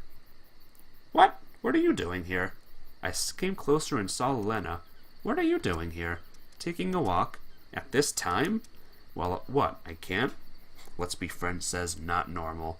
If it's nudie images, then, no. If it's not nudie images, then, sure. No, it's just strange. I leaned against a tree and pondered. She's definitely here for a reason. Besides, we barely made it here. You can't reach this lake on a walk. And even at night, Slavya's sleeping a dozen steps away in a clear view. If someone wants to confirm if that's a good image or not, then let me know, alright? Because I don't want to click it if it's not. If it's a nudie image. And? What? Were you going to say anything? Am I supposed to? Up to you. I don't get what you're saying. Okay. Been here for a while? Well, not that long. How long is that? Not long, Lena snapped. Alright. Is that all? I don't know. We stood silently a while longer. You should probably get back. Slavya will get cold. So you saw. It was hard not to see. If you think that. Well, what am I supposed to think, huh? Seems as clear as day. I guess. So you're not going to say anything? What is there to say? After your show at the square today, words don't seem to be needed. There was no show. It's like I'm justifying myself to her. That's none of your business anyway. Exactly. It's your business. Just be careful. Watch out. What are you talking about?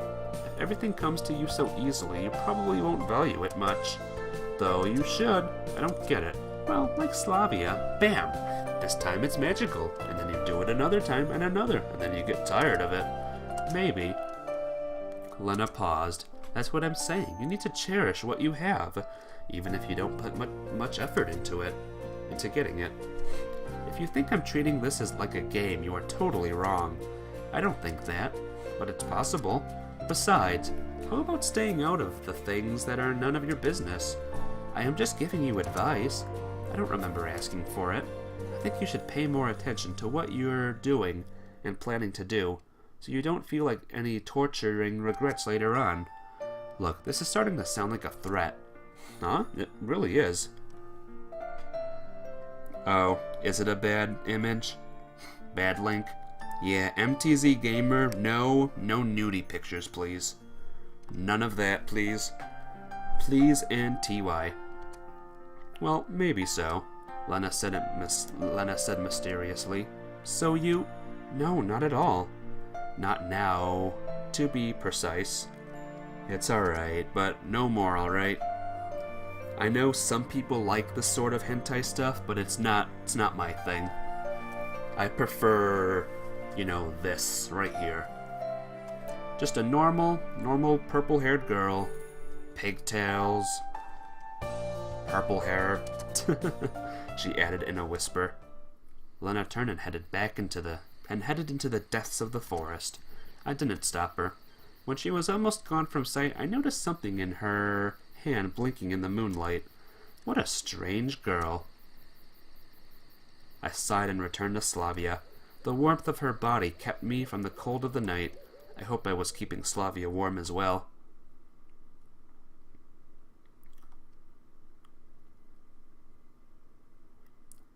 Day 7. I wonder how the original hentai thing went.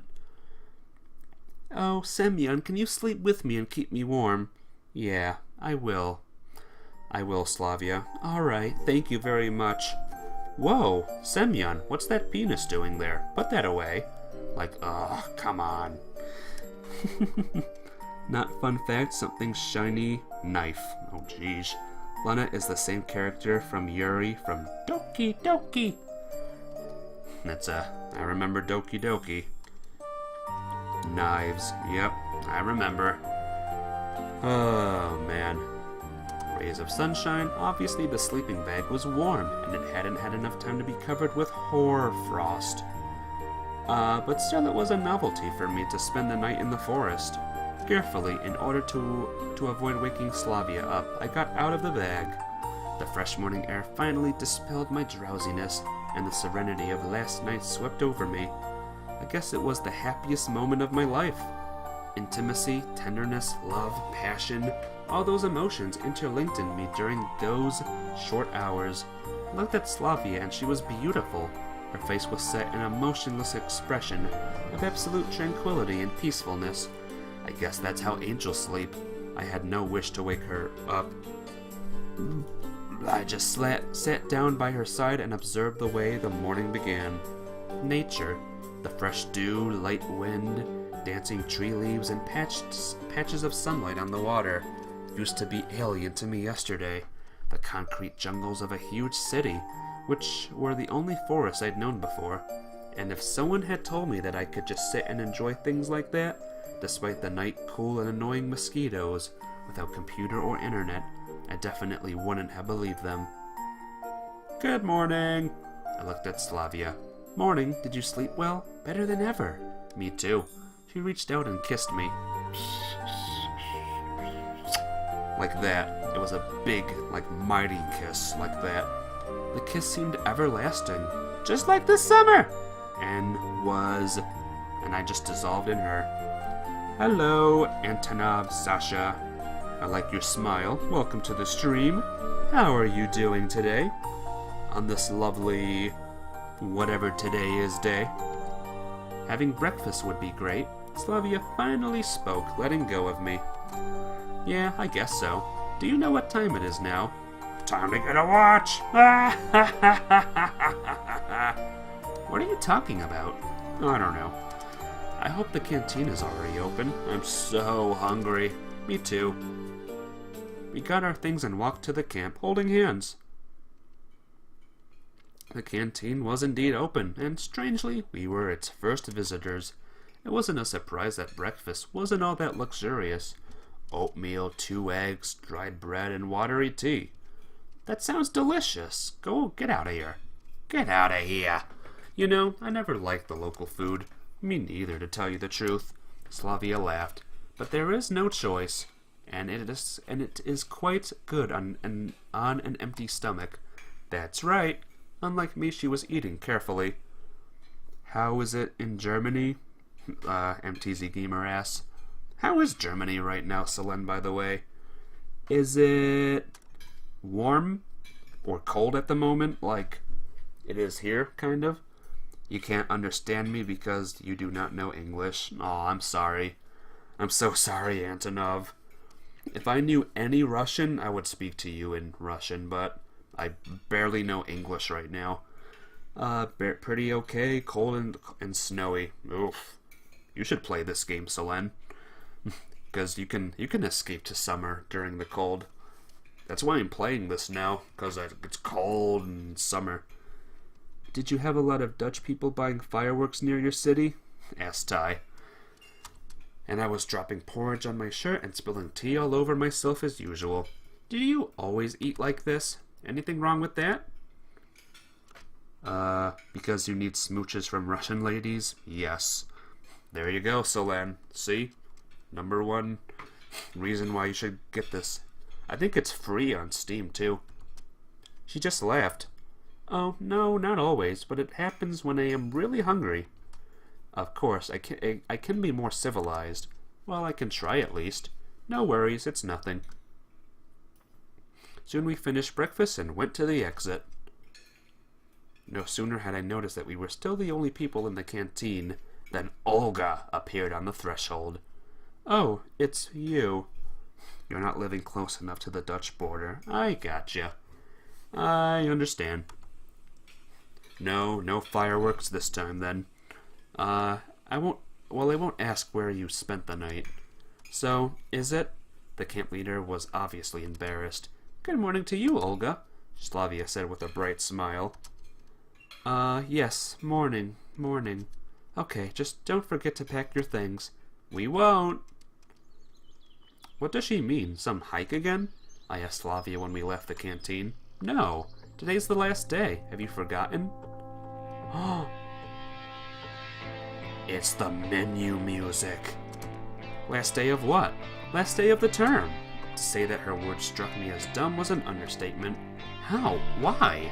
Why so surprised? Didn't you know? It was announced during the lineup. But even at those lineups which I attended, I was just sleeping on my feet.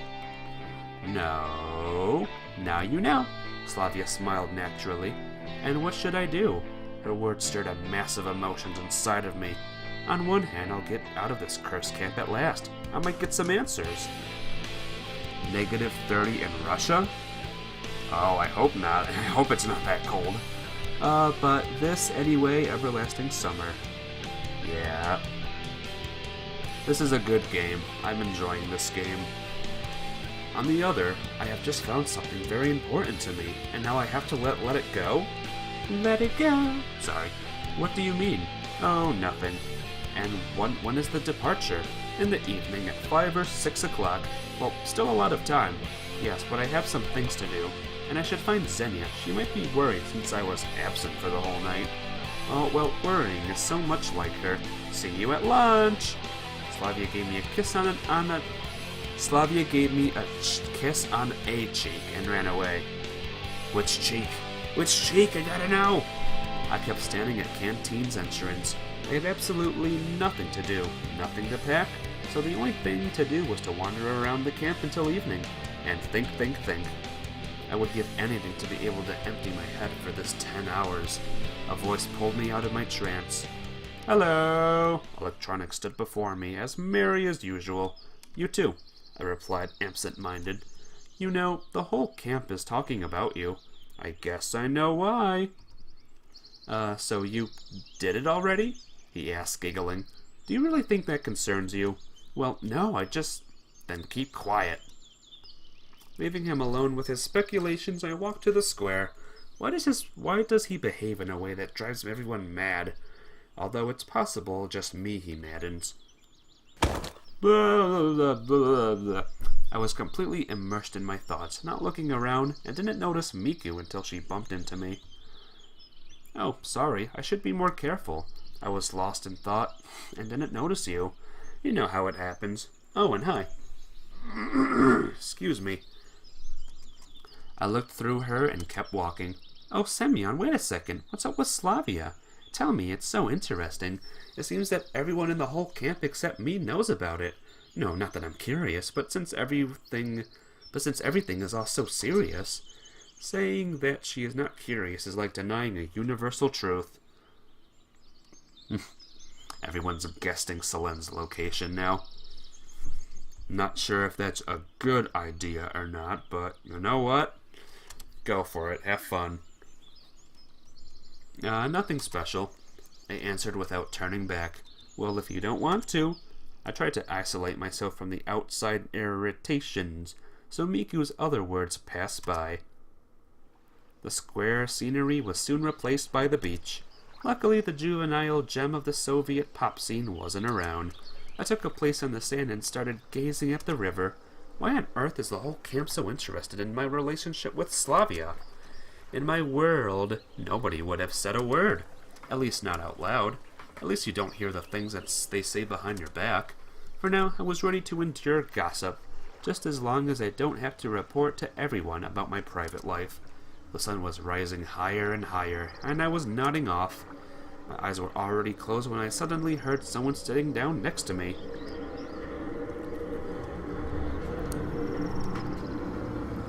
Sorry about that. There was a cool thing driving past me. Do not believe a bleeping voice in the forest. Oh, don't worry. I did that route already. Voice was ignored, and even more ignored in Semyon route. Yeah, don't worry. I did that route already. That was the first route I did. It was Alyssa. Congratulations. Meaning? Don't you know? Yeah, it doesn't take an Einstein to work it out. To be honest, I'm sick and tired of this. Everyone here just has to mention it. Yeah, I completed it. It is done. Enough. And what did you expect? Is it out of the ordinary for the camp? I would even say it's exceptional. She laughed. And to show up the camp leader just like that, even Ulyana couldn't manage it. Me neither, probably. Yeah, the routes I completed so far, are Semyon, Ulyana, Miku, and now Slavya here. Next is Lena, Alyssa, and Cat Person. I didn't know how to respond to that, or whether it was a compliment or mockery. You know, you're making too big a deal out of it. There was nothing unusual for me. Moreover, I don't understand why you have to poke your nose into my life. Don't you think it's just my personal business and nobody else's? Maybe so, Alyssa said mysteriously. We sat silently for a while. I wanted her to leave as soon as possible, but Alyssa was watching the pioneers on the beach, and it didn't seem like she was planning to go anywhere. So what are you going to do next? What are you talking about? Today's the last day. You'll be leaving, Solen? Well, thanks for stopping by. I hope to see you tomorrow, as we will do a new chapter, a new route. Yeah, so what? Everyone will leave. So, and Slavya will leave too. And you will leave too, so you'll break up. I know that already, thank you. Obviously. And what do you think about that? What should I think? I can't stay here forever. Of course you can. But what, will you let her go? Will you let her go just like that? No. I mean, what can I do? Frankly speaking, I really had no idea what to do next. My head was a complete mess. I'll be able to get out of here. That was the most important thing for me during last week, and now I have to answer a much more difficult question. How did summer romances end for the for common Soviet teenagers? And my romance was a summer one for sure. They just went home and that was it. They could live thousands of kilometers away from each other. In my case, in different worlds. It's not like one can come up with a decent solution for such a problem in a couple of hours. Like I know, it's up to you to decide. Alyssa grinned, stood up, and ran to the river. There was only about half an hour till lunch, so I slowly walked to the canteen. Pioneers hadn't managed to occupy all the free tables, so I was able to choose quite a good place, but to my regret, not my favorite one in the corner. Look at the girl with the long hair next to the center pole. Doesn't it look like her legs are going through the chair? It kind of looks like that, guys. I know, I'm sorry to ruin the immersion, but someone abruptly pulled out a chair at a table next to me and took a seat. Hi there, how are you? It was Ulyana, an extraordinary polite version of her. I was fine until now. I sneered. Oh, come on, better tell me, what are you going to do? Eat? I sighed. I'm not talking about that. The session's over. You and Slavya are gonna part. What's next? It's like my future is a priority issue of all the local residents. Hey, what really is the matter? Just curious. Curious about what? I don't ask what you are going to do tomorrow, the day after tomorrow, or in a month. Why do you have to get into someone else's life? Did I complete the Lena route? I did not. Lena route will be one of the next ones I do. So get ready. Get ready for Lena route. I'm not getting into anything, Ulyana said, offended. I'm not really good at all that stuff. I'm not really good at that. True enough, you're still a kid. So you got to explain since you're the adult here. What should I explain? So you're going to stay in touch through letters, right? And then you're going to go to this camp next summer together? Talking through letters? Sounds so wild to me. And I don't mean the idea of paper sheets or envelopes. I mean the possibility of losing Slavya for a year. Or possibly even longer. Or forever. So what? May I join you? I raised my eyes and saw Slavya standing near me with a food tray. Okay, it's time to go. Ulyana jumped and dashed off to the far corner of the canteen. What were you talking about? You know her. What could we possibly be talking about? Slavya smiled. Took care of your business? Yeah, now I'm completely free. I can help you pack your stuff. It's not like I've got much to pack. Well, then you can help me with my stuff. Sure. That was the perfect opportunity for a quiet talk with her, although I had not the slightest idea of what I should talk about. Soon enough, we finished our meal and headed to Slavya's cabin. Ooh, look at this cabin. Have I been here before? I don't think so. Everything in it was clean and neat, unlike in Olga's cabin. Oh, I'm not sure what I should start with. She took out her travel bag and started to rummage through a cabinet. Meanwhile, I sat on the bed and started to gather my thoughts. Do you have any plans for after the camp? What are you going to do? Well, you know. She raised her eyes to mine and gave me a smile. I'll go back to school. Stay hydrated, bot. Hey! Yeah. And you? What about me? It's not like I'm really considering going to high school for a second time. Me too, I guess. Although, I don't really feel like going back to my city. Seriously speaking, even if I felt like going back, I had nowhere to go to anyway. Why? Just because there is nothing to do there. Nothing at all, and there's no one waiting for me there. But your parents? My parents? Well, you know, they are not there now. But where are they then? They're sort of working abroad. Ah, so you're one lucky guy. She smiled merrily. Why? They send you foreign stuff and all. I wouldn't call my situation lucky as such. Well, anyway, don't be upset. She really looks like she doesn't understand what I'm saying. I'm not upset about it, and it was true. Then what's up? Many things.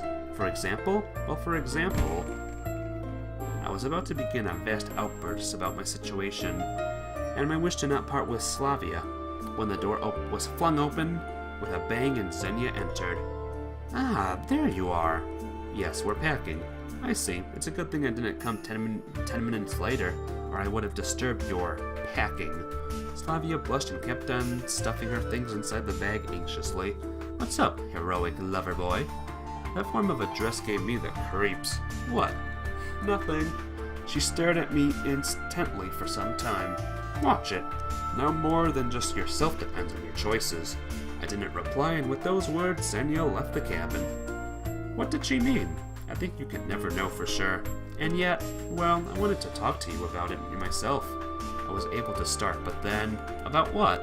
Slavya looked at me carefully. It's just, today we're leaving, right? Right. And we will move back to our cities. Well, yeah. And when will I see you again? Slavya grew thoughtful. I don't know. And I don't know either. But you could write me letters. She smiled, but her smile didn't bring me peace of mind. Yes, of course, but you know, that's not the same. What is it then? Can I go with you? I decided to take a chance and speak plainly. And what will you do there? Slavya seemed to not be surprised, but a bit vexed. Studying, my parents? And what will people say? I wasn't thinking about the options of other people, and to be honest, they didn't worry me much. Well, we can always find a way. What way? We'll think of something. Semyon, we are too young for this. In fact, I'm not. So what?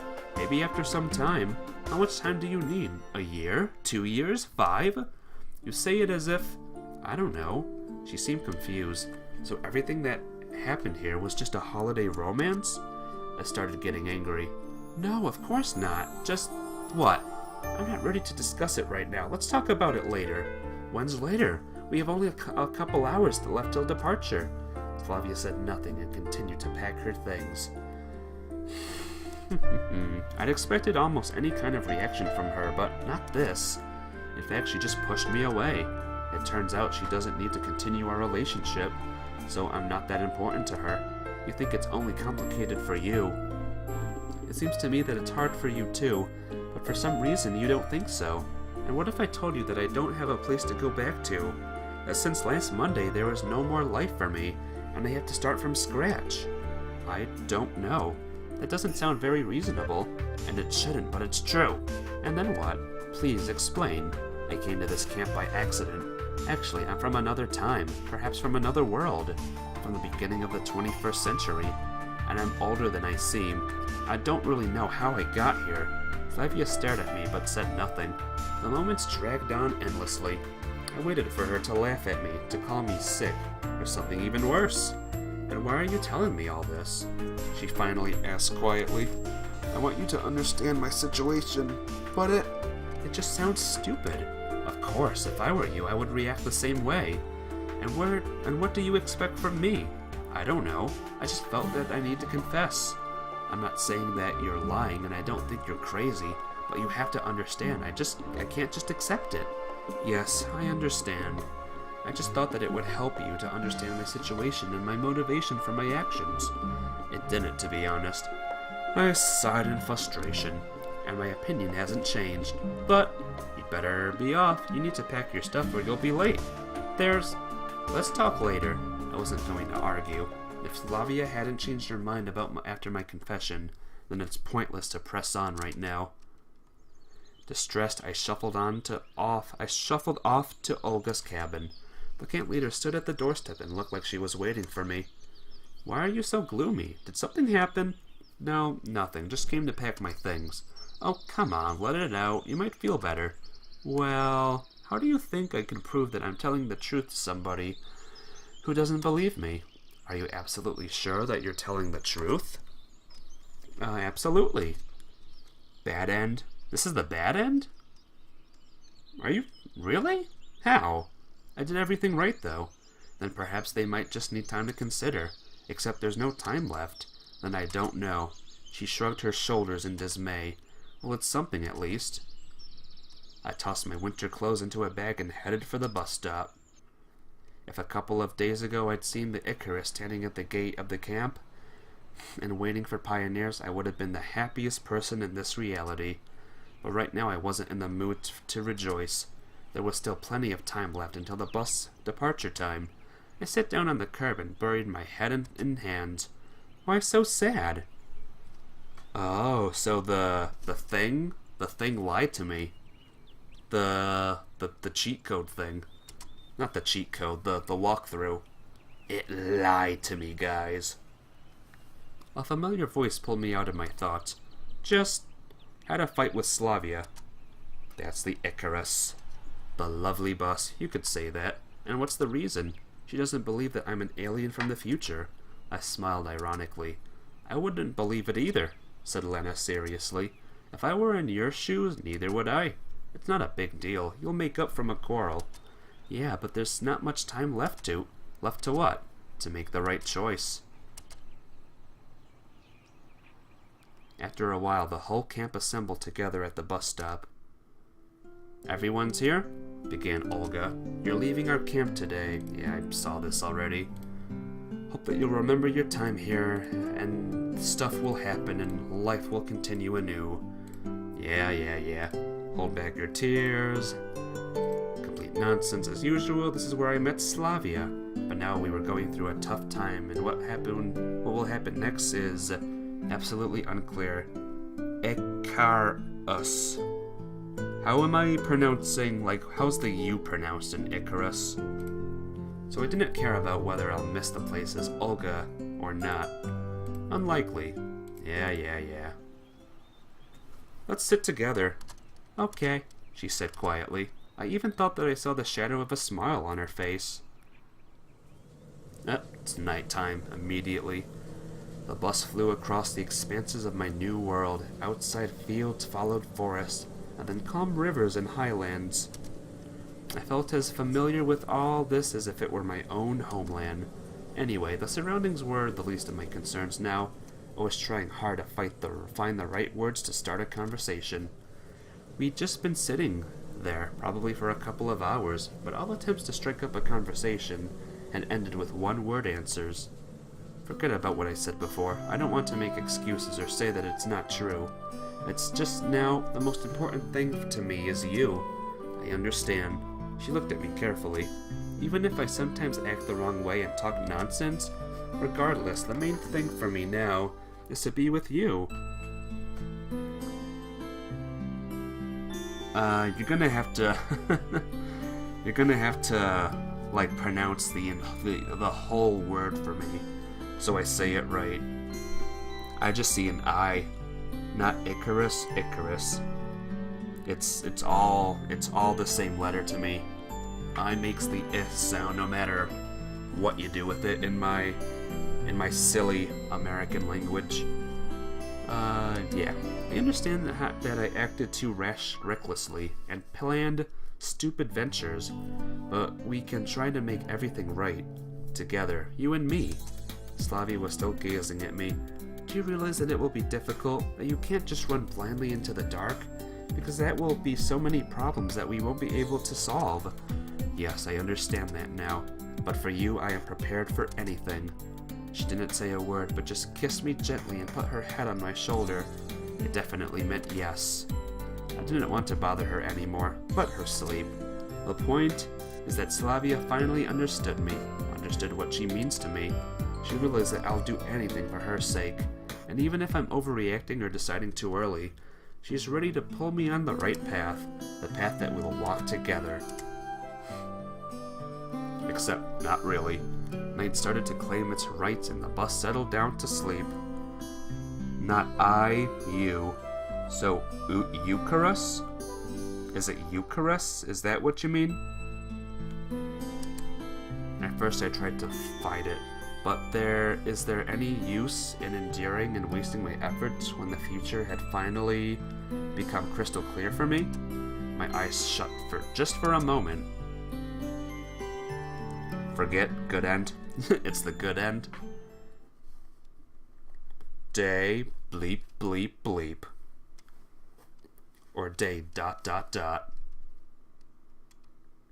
There are dreams that you don't want to wake up from. It's like one is floating down a warm river toward a place far beyond the horizon, blissfully watching the vain world, hidden behind the clouds. The path is left behind, its echoes do not tear your soul. And the future is right here. You just have to reach out. It doesn't matter what is awaiting you there. The very process of immersing yourself in this fairy world of serenity and happiness itself is much more important. I've always believed that the universe was once in this state and one day it will return to it again. Our life is just a blink of an eye, just a second in comparison to the universe. The birth and deaths of stars in a minute and those of galaxies are ours. But even all of that, all put together, will not even be a day. Nobody thinks how to live each specific second. So does it really matter what each drop in the story running beyond the horizon of existence does? Icarus. I don't know what I'm doing wrong, guys, with that word. Icarus. That's definitely an I, right? That's an I in front of the word Icarus. Hey, what do you know? I'm back. I opened my eyes and stretched blissfully. I had no desire to stand up as I felt like I was in a perfect bliss, muffled in a blanket. After all, I don't have to go anywhere, as usual, actually, and I don't have any plans, so why shouldn't I just sleep? I rolled over and stared at the old worn wallpaper, covering the curved wall. I wondered how long ago the last time they renovated this room was. Icarus? That's how you say it? Icarus. And why does it have wallpaper instead of bare wood anyway? Vague warning bells began ringing somewhere deep in my mind. I threw the blanket away, jumped up, and furiously began to look around. I was in my flat again. At first I was paralyzed. The shock was so strong that my brain was unable to process what was going on. Yeah, we've seen this before, guys. Began to clear, what happened anyway, I fell asleep on the bus, something like that. No. You know what? I'm pronouncing it as Icarus because that's how I am. I don't know how to say it. And now I'm back here. Seems like during the week I spent there in the camp, I got used to it, that I don't know how to react to this place. Everything was like in a bad movie. I'm still shocked. I felt no fear, rather interested and upset. Made up my mind to start a new life with Slavya. There we go. Leaving all my problems behind. Obviously that life cannot be worse than this one, at least. Feel free. I can skip all this. I'm returning to it now. A week ago that was into a different world. Yeah. I know. Ice cold liquid, that's new. Did I get ice cold liquid before? Yeah, sorry, let's be friends. Let it be known, everyone in chat. I never took an English class in my life in school. I took no English class, or no, like, other... I am about pronouncing. Yeah, I don't know other languages. I barely know my own language. I just know the most basic of human speech. Of English speech, rather. You can pronounce it how I want. Yay! Hope you guys won't mind. Uh-huh. Uh-huh. We're back. Life is good. Slavya is not here, though, which is kinda sad. Oh, I recalled her smile and all the time we spent together. From the meeting on the very first day, to the night in the forest and our departure from the camp. My heart furiously jumped inside my chest, spreading oppressive pain all throughout my body. I liked her at first sight. So gentle, caring, understanding. Just like that anime heroine. What was her name? The one who helped an antisocial fellow like me deal with depression? And then, if you think about it, there are no such people in real life. Slavya asked nothing in return, needed no encouragement, never expected to be understood or praised for her work.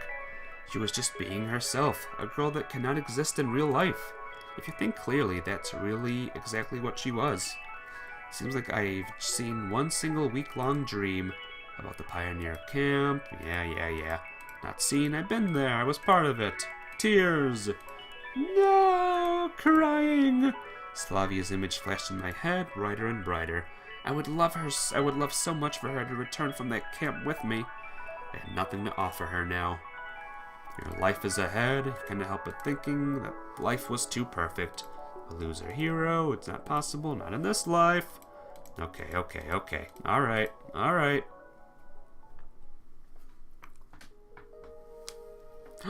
This music. I'm not gonna read the walls of text. I don't like walls of text, guys. Usual life, surfing the internet.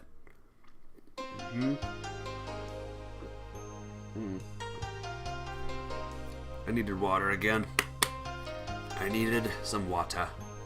So this time he was a bit more depressed this time. Banish the thoughts, dream of becoming a thing. Miracles happen. Uh-huh.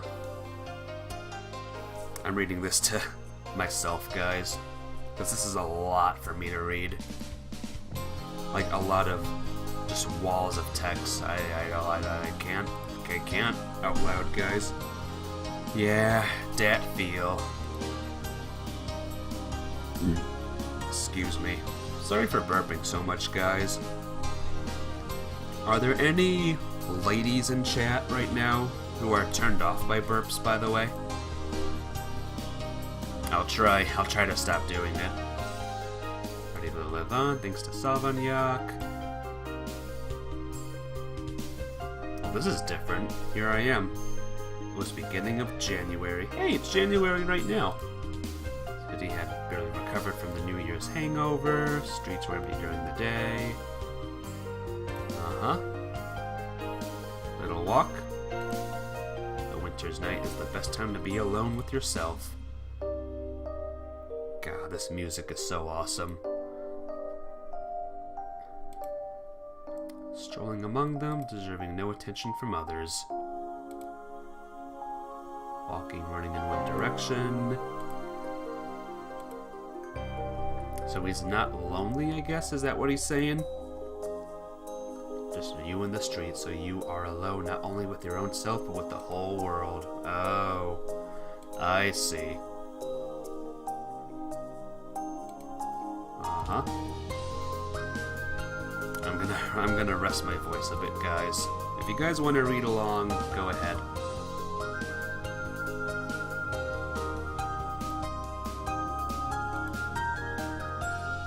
I'm a fast reader when it comes to reading in my mind. A fast reader, guys. I didn't notice how I came to the bus stop of 410 route. Look at the snow falling. Aww, I love it. It's awesome. Oh, what's this? Anime girls? This brings me back memories. I sat down and rummaged in my pockets trying to find cigarettes. However, the packet was empty. Fine. I crumpled it up and threw it into the bin. Maybe I'll get healthier. A lonely star was shining in the sky.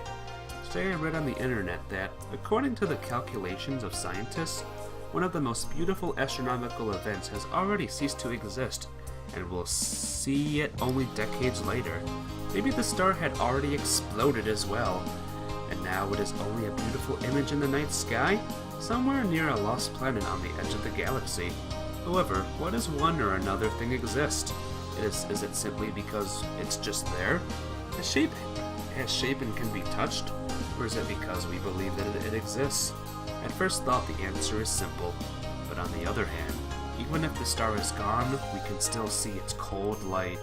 Maybe it helped someone to get out of a snowy winter forest, gave someone hope, or a bit of warmth to someone else.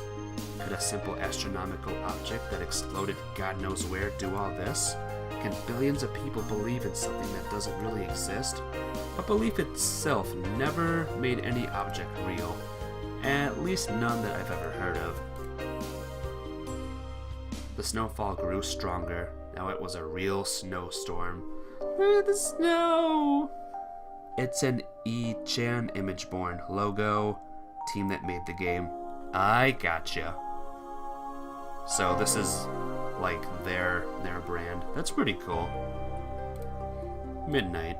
I was about to leave once, but suddenly someone emerged from the solid white veil and ran under the bus stop roof. I wonder who this is. It was clearly a girl, as she had a long ponytail hanging out of her hood. She stood up with her back to me, so I couldn't make out her face. "Excuse me, has the last bus left already?" she asked without turning to me. Where can she be heading to so late? Devachan, not Ichan. Devachan. The 410 must be the most cursed route in this city. Good end? Good end! High five, everyone! Not only does it sometimes take people away to another reality, but it can't even arrive when you want it to. There is one more bus coming, just after midnight, I think. Thank you. The smile was clearer in her voice. For some time I just sat silently, examining the girl. Finally she spoke. Where are you going so late? Is it really that interesting for her? Just having a walk, I answered thoughtfully. And are you here for something important? Well, not really. Just going home. Where do you live? I couldn't help asking. Far away, she said vaguely. And I live nearby. It's a good area. I would say there couldn't be a worse one. I didn't have too many options. You don't like it? Didn't know. I got used to it by now. I think that people can be happy anywhere they want. Perhaps. Well, think of it. People live even at the North Pole. In stations, I mean. And in the Sahara Desert and in many other places. It's just the people themselves that are the most important. It's difficult to disagree with you. My comment sounded so philosophical that I unconsciously smiled. You don't sound too honest to me. Now, why would you say that, madam? Oh, it's not right? Second logo is Orange Lightning, Alyssa Hair. Oh, I gotcha. I don't know. We'll just say it's an anime girl, guys. She laughed quietly. I think you're a good person. Now she turned and... I realized why her voice, stature, and everything else seems familiar to me. Slavya stood in front of me. For a moment I lost the ability to speak, but just for a moment. Of course it could just be a girl who looked like Slavya from my dream. Or am I experiencing the strongest deja vu? The city is not a pioneer camp. I am not wearing a uniform. And it's not summer now. Oh, he was right. Cool. Everyone's right. Correct answer. Trying to convince myself that it's just an illusion, I decided to ask a question. Have we met before? She carefully inspected me and smiled. I don't think so, but your face seems familiar. Have you ever been to a pioneer camp as a kid? Of course not, she laughed. When I was born, they had already been disbanded. Oh, right. Although, I had a dream recently. She thought for a second. Me too. I mean, about the pioneer camp. Russian image boards that made the game. You can see them. You can see thanks to them in subtitles. Oh, I should look back on that. Maybe that is where we've met, the girl said seriously. Possibly. By the way, my name is Slavya. Actually, my full name is Slavanya, but everyone calls me Slavya. You can do that too. I was about to tell her that I know, but then I stopped short. After all, is it that important to know why Slavia from my dream is standing right here, right now in front of me at this frozen stop of this charmed bus number 410? After all, there are dreams that you don't want to wake up from, and mine is Semyon. What a lovely name. Starts with an S too. Yeah, so you live far away, don't you? Well, not really, she named the district. I thought it would be somewhere in the south. Why? Don't know. Maybe because you look like a pioneer. Oh, you and your pioneers, Slavia laughed. Maybe we wouldn't ever meet if not for them. Why? Her expression became serious. Just a joke. In English after ending. I gotcha. Listen, do you agree that the world exists because we believe in it? That's like some kind of subjective idealism. Slavia thought for a bit. This school of philosophy became close to me recently. Hey, Deus! Guess what we did? We found another ending! Well, I don't know. I am not that good with these subjects.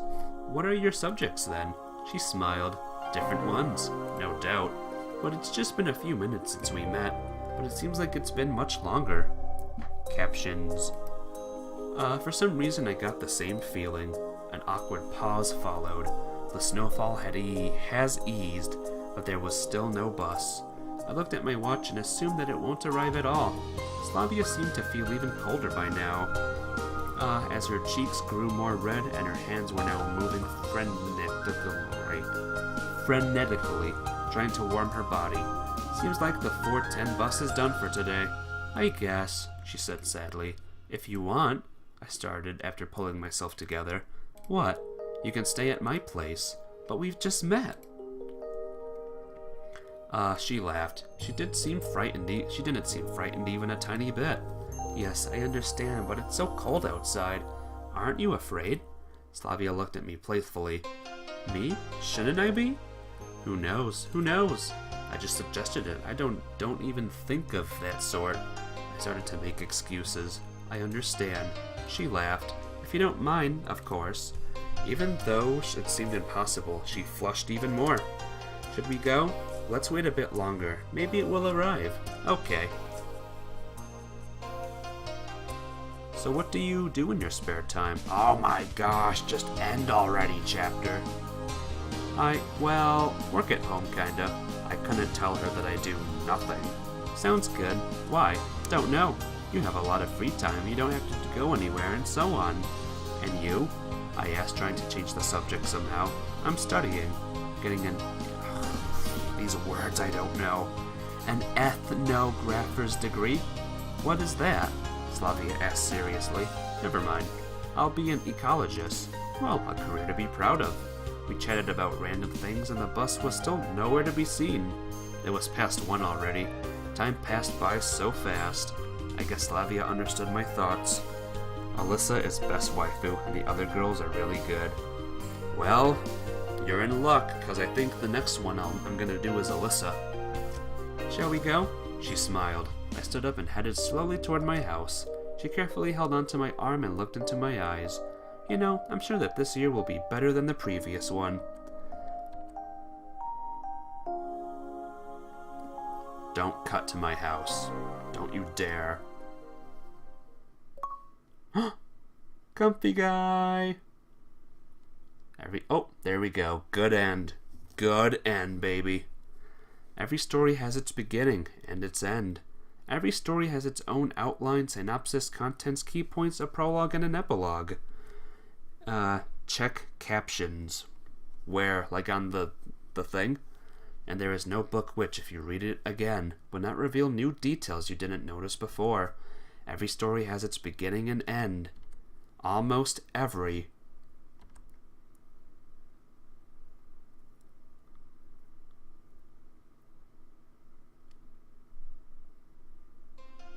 Yay! Slavia ending done. At least the good ending. But we're not done yet, guys. I-Chan Iro Team wants to thank you for playing this game. You're welcome! Dreamtail Programmers, Dreamtail Lolbot, Desafat, Desu, jeez. I Rab You. I like these names here. Special thanks to PyTom for RenPy Engine, Free Sounds for the free sounds, all the guys who helped with development of the game, all the guys who supported us in all these years who kept waiting and believing. Thank you, and goodbye for now. For now, guys. Oh, there's me there. And then there's this awkward moment. What are you guys talking about in chat? What are you guys saying? I'm gonna run Google Translate. And yay! We did it! Guys, let's celebrate. What do you guys say? Should we celebrate? Let's celebrate by getting the bad ending. I was just hungry. Oh, really? Yeah, really. Okay, I'll be right back. Much to my surprise. I can skip all this, I guess. We have no reason to justify ourselves. Kinda Russian with English letters. Yeah, I understand now. I got what you mean. I replied, blah, blah, blah, blah, blah. Oh, really? Okay then, so you think all of this is normal. Fine. Well, if you think you can just fast forward, then joke's on you, buddy. Hey, Lena. Welcome to the day 7. There's Ilyana. There's Alyssa. Look, I still don't understand. What? Asked Slavya without turning. Why don't you want... And how did you expect it to be? Well, I can find a job, rent an apartment. We discussed the good fashions that have passed. Oh, like what? What is the best fashion that passed right now? Rent an apartment, and what can I do you? And what can you do? Do you at least have the school leaving certificate? In fact, yes, it's lying somewhere in the closet. That's not important here. Why not? If you have a goal, you can overcome any obstacles. Fashion modification. That's what you think. Maybe you are right, but anyway, I can't understand your reaction. After all, if we just leave, that's all. That's the end. I didn't say that, but it's obvious. Where did you get that idea from? She shouted. Perhaps it was my first time that I seen Slavia like this. Well, let me put it differently. I don't just want to go back to the place where I live, and to communicate with you only by letters or phone, hoping for a chance to meet. It will be hard for me, too. Well, what's the problem then? You know, not everything is up to us. Who is it up to then? Although no one would know how right she is better than I. If it was all up to me, I would have never found myself here. Though there are norms of society, laws, morality, ethics after all. What do those have to do with anything? Are all those that important? If they are not so important to you, they are important to me. Okay, I'm even ready to behave according to your standards. There is something more important. Maybe, but I can't so suddenly. You don't have much time to think. I pause for a moment to gather my thoughts.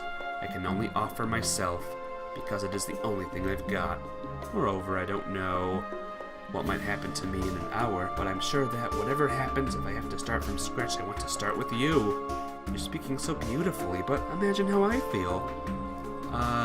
For you it's all so simple, but I have my own life that I'm used to, and to change everything just like that? I had one before too, I said softly. What? I'm saying that it's inevitable.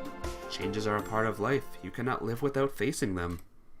Slavya looked thoughtfully, stood still for some time holding her bag in her hands, and came up to me, sat beside and put her head on my shoulder. Okay, I believe you. If you say so, then let it be. At that moment, I felt perfect happiness. It doesn't matter that a week ago... Yeah. All that is gone. I don't even understand how to consider that normal. But I've got Slavya here, and we're madly in love. Super madly in love. And looking back makes no sense. I could sit here forever. Slavya looked at the clock and gently whispered in my ear, "It's time." Yes, exactly. You go to the bus stop and I'll run to the camp leader's cabin and get my things. You are so disorganized. You should have gathered them in advance, laughed Slavya. I don't have much to pack anyway. I left out of the house and ran toward Olga's cabin. The camp leader stood on the threshold, apparently waiting for me. I thought you wouldn't come. Didn't reply, packed my stuff. Come on already, it's time. In a minute, we sit at the bus stop. Everyone here? You're leaving our camp today once again. And remember our times, don't cry. Found new friends. I'm crying a little bit on the inside. First time that I didn't turn a deaf ear, I'll miss the camp and even Olga. New life, one more time. Samanyak was far behind. Moon was shining, making everything bright as day. So why is this the bad end? Sitting in the last row, looking at the other pioneers, Olyana was going wild! She was shouting, Lena was reading a book. Didn't really matter. Nothing mattered. Nothing mattered. Nothing matters. What are you thinking about? Life, and how is it going? Just great. She laughed softly. You know, let it wait a little. The bus is rocking me to sleep. I will take a nap if you don't mind. Sure, go ahead. She rested her head on my shoulder and soon fell asleep. Good night. New chapter in my life didn't worry you at all. Uh-huh. I fell asleep as soon as I felt tired with no fear of anything. Is that how he messed up? He fell asleep like immediately? Day, plop, plop, plop. Plop, plop, plop. That's how it goes, right? There are dreams that you don't want to wake up from. Fast. Will my carriage turn into a pumpkin fur in a few minutes? Maybe the return from Savanyak is the end of my own version of the Cinderella tale. Even so, is it really a bad end? There it is. I don't see any captions though. I remembered Slavya, stood up, shook off the snow, and went slowly into the night. I felt no sorrow, had no regrets. Maybe all this is just another episode of that tale, that warming dream which I wanted so much to continue. Why can't it repeat if it happened once already? And what if I meet Slavya in reality? But I never did. Oh well. Oh. Every story has its beginning and its end. Slavya bad end. Whoops. Oh. There we go. Yay! We did it, guys. We found the bad ending.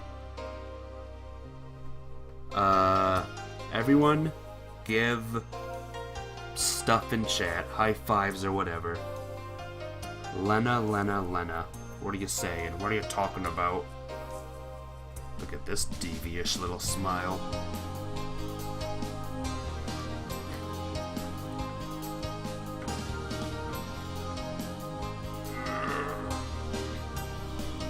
Best waifu is Lena. Well, I might need to do Lena next. Or Alyssa. We'll see. We'll see what happens. We'll see how lazy I feel like being.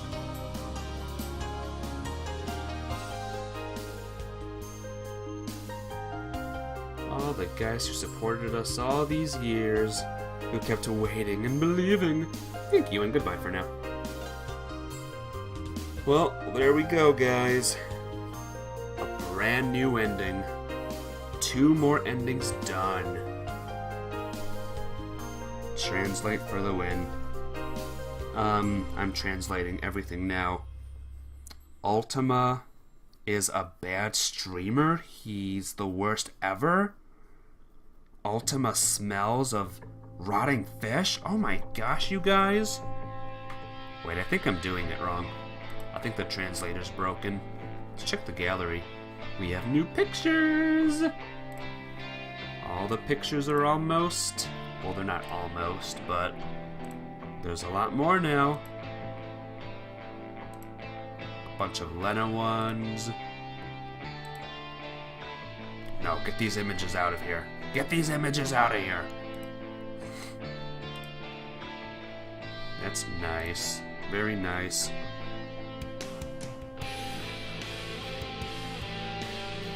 Let's check out the owl. Here we go. 6 more endings, guys. 6 more endings. Lena next, please.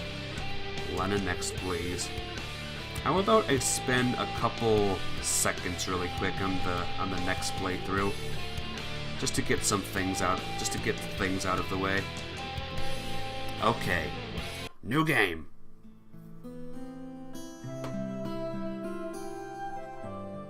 As soon as I get to new dialogue, guys, I'm gonna save it, alright? And I'm gonna end it there.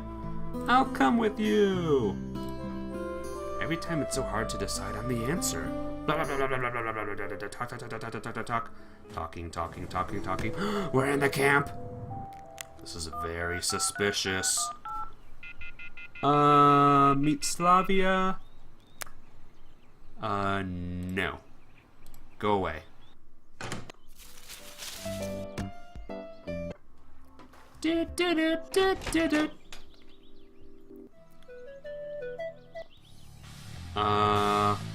Run away from Alyssa? Yes. Sorry, Alyssa, but you'll be last.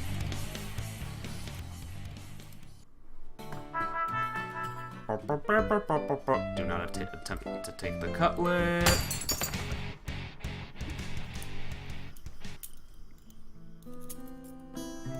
Take the keys? Yeah, sure, why not? Praise the book. Lena, you're mine next time. Alright, we saw this dialogue already, though. Alright, next up. I don't think it matters what I do. Infirmary. Library. Wait, let me catch up with chat really quick.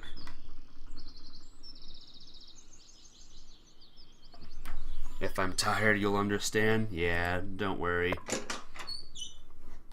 Oh, this has been fun, though. I've liked this chapter. I've liked the Slavya chapter. And I'm hoping Lena will be fun.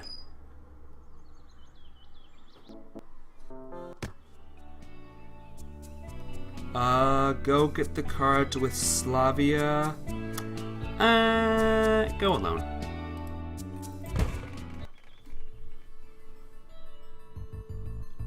Bet with Alyssa? No. And then lose against Lena will cause another plus to happen.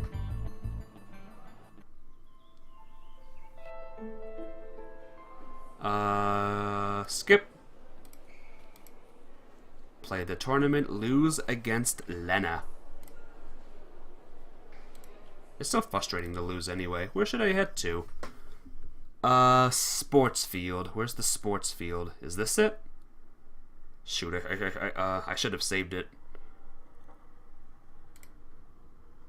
I wanted to get away. And we are going to save it right here. Boom. Alright guys, this has been a fun playthrough today. I played a lot longer than I thought I was. But thank you all for stopping by. Thanks. Thank you everyone. You guys are awesome. I don't know what you said there, Deus, but I'm sure it was very nice and not insulting. Hey, look at this. Look at the cat girl. Anyway, I'll be back tonight with more Final Fantasy of the World of the Maxima. That's the name, right? Yeah. And I'll be back tomorrow with this game. Tomorrow's Friday, right? Yeah, tomorrow's Friday, so yes. Bye-bye, streamer. Thanks, Deus. Thanks, everyone. All you guys for stopping by. You guys are awesome. And I will hope to see you all later. Bye-bye!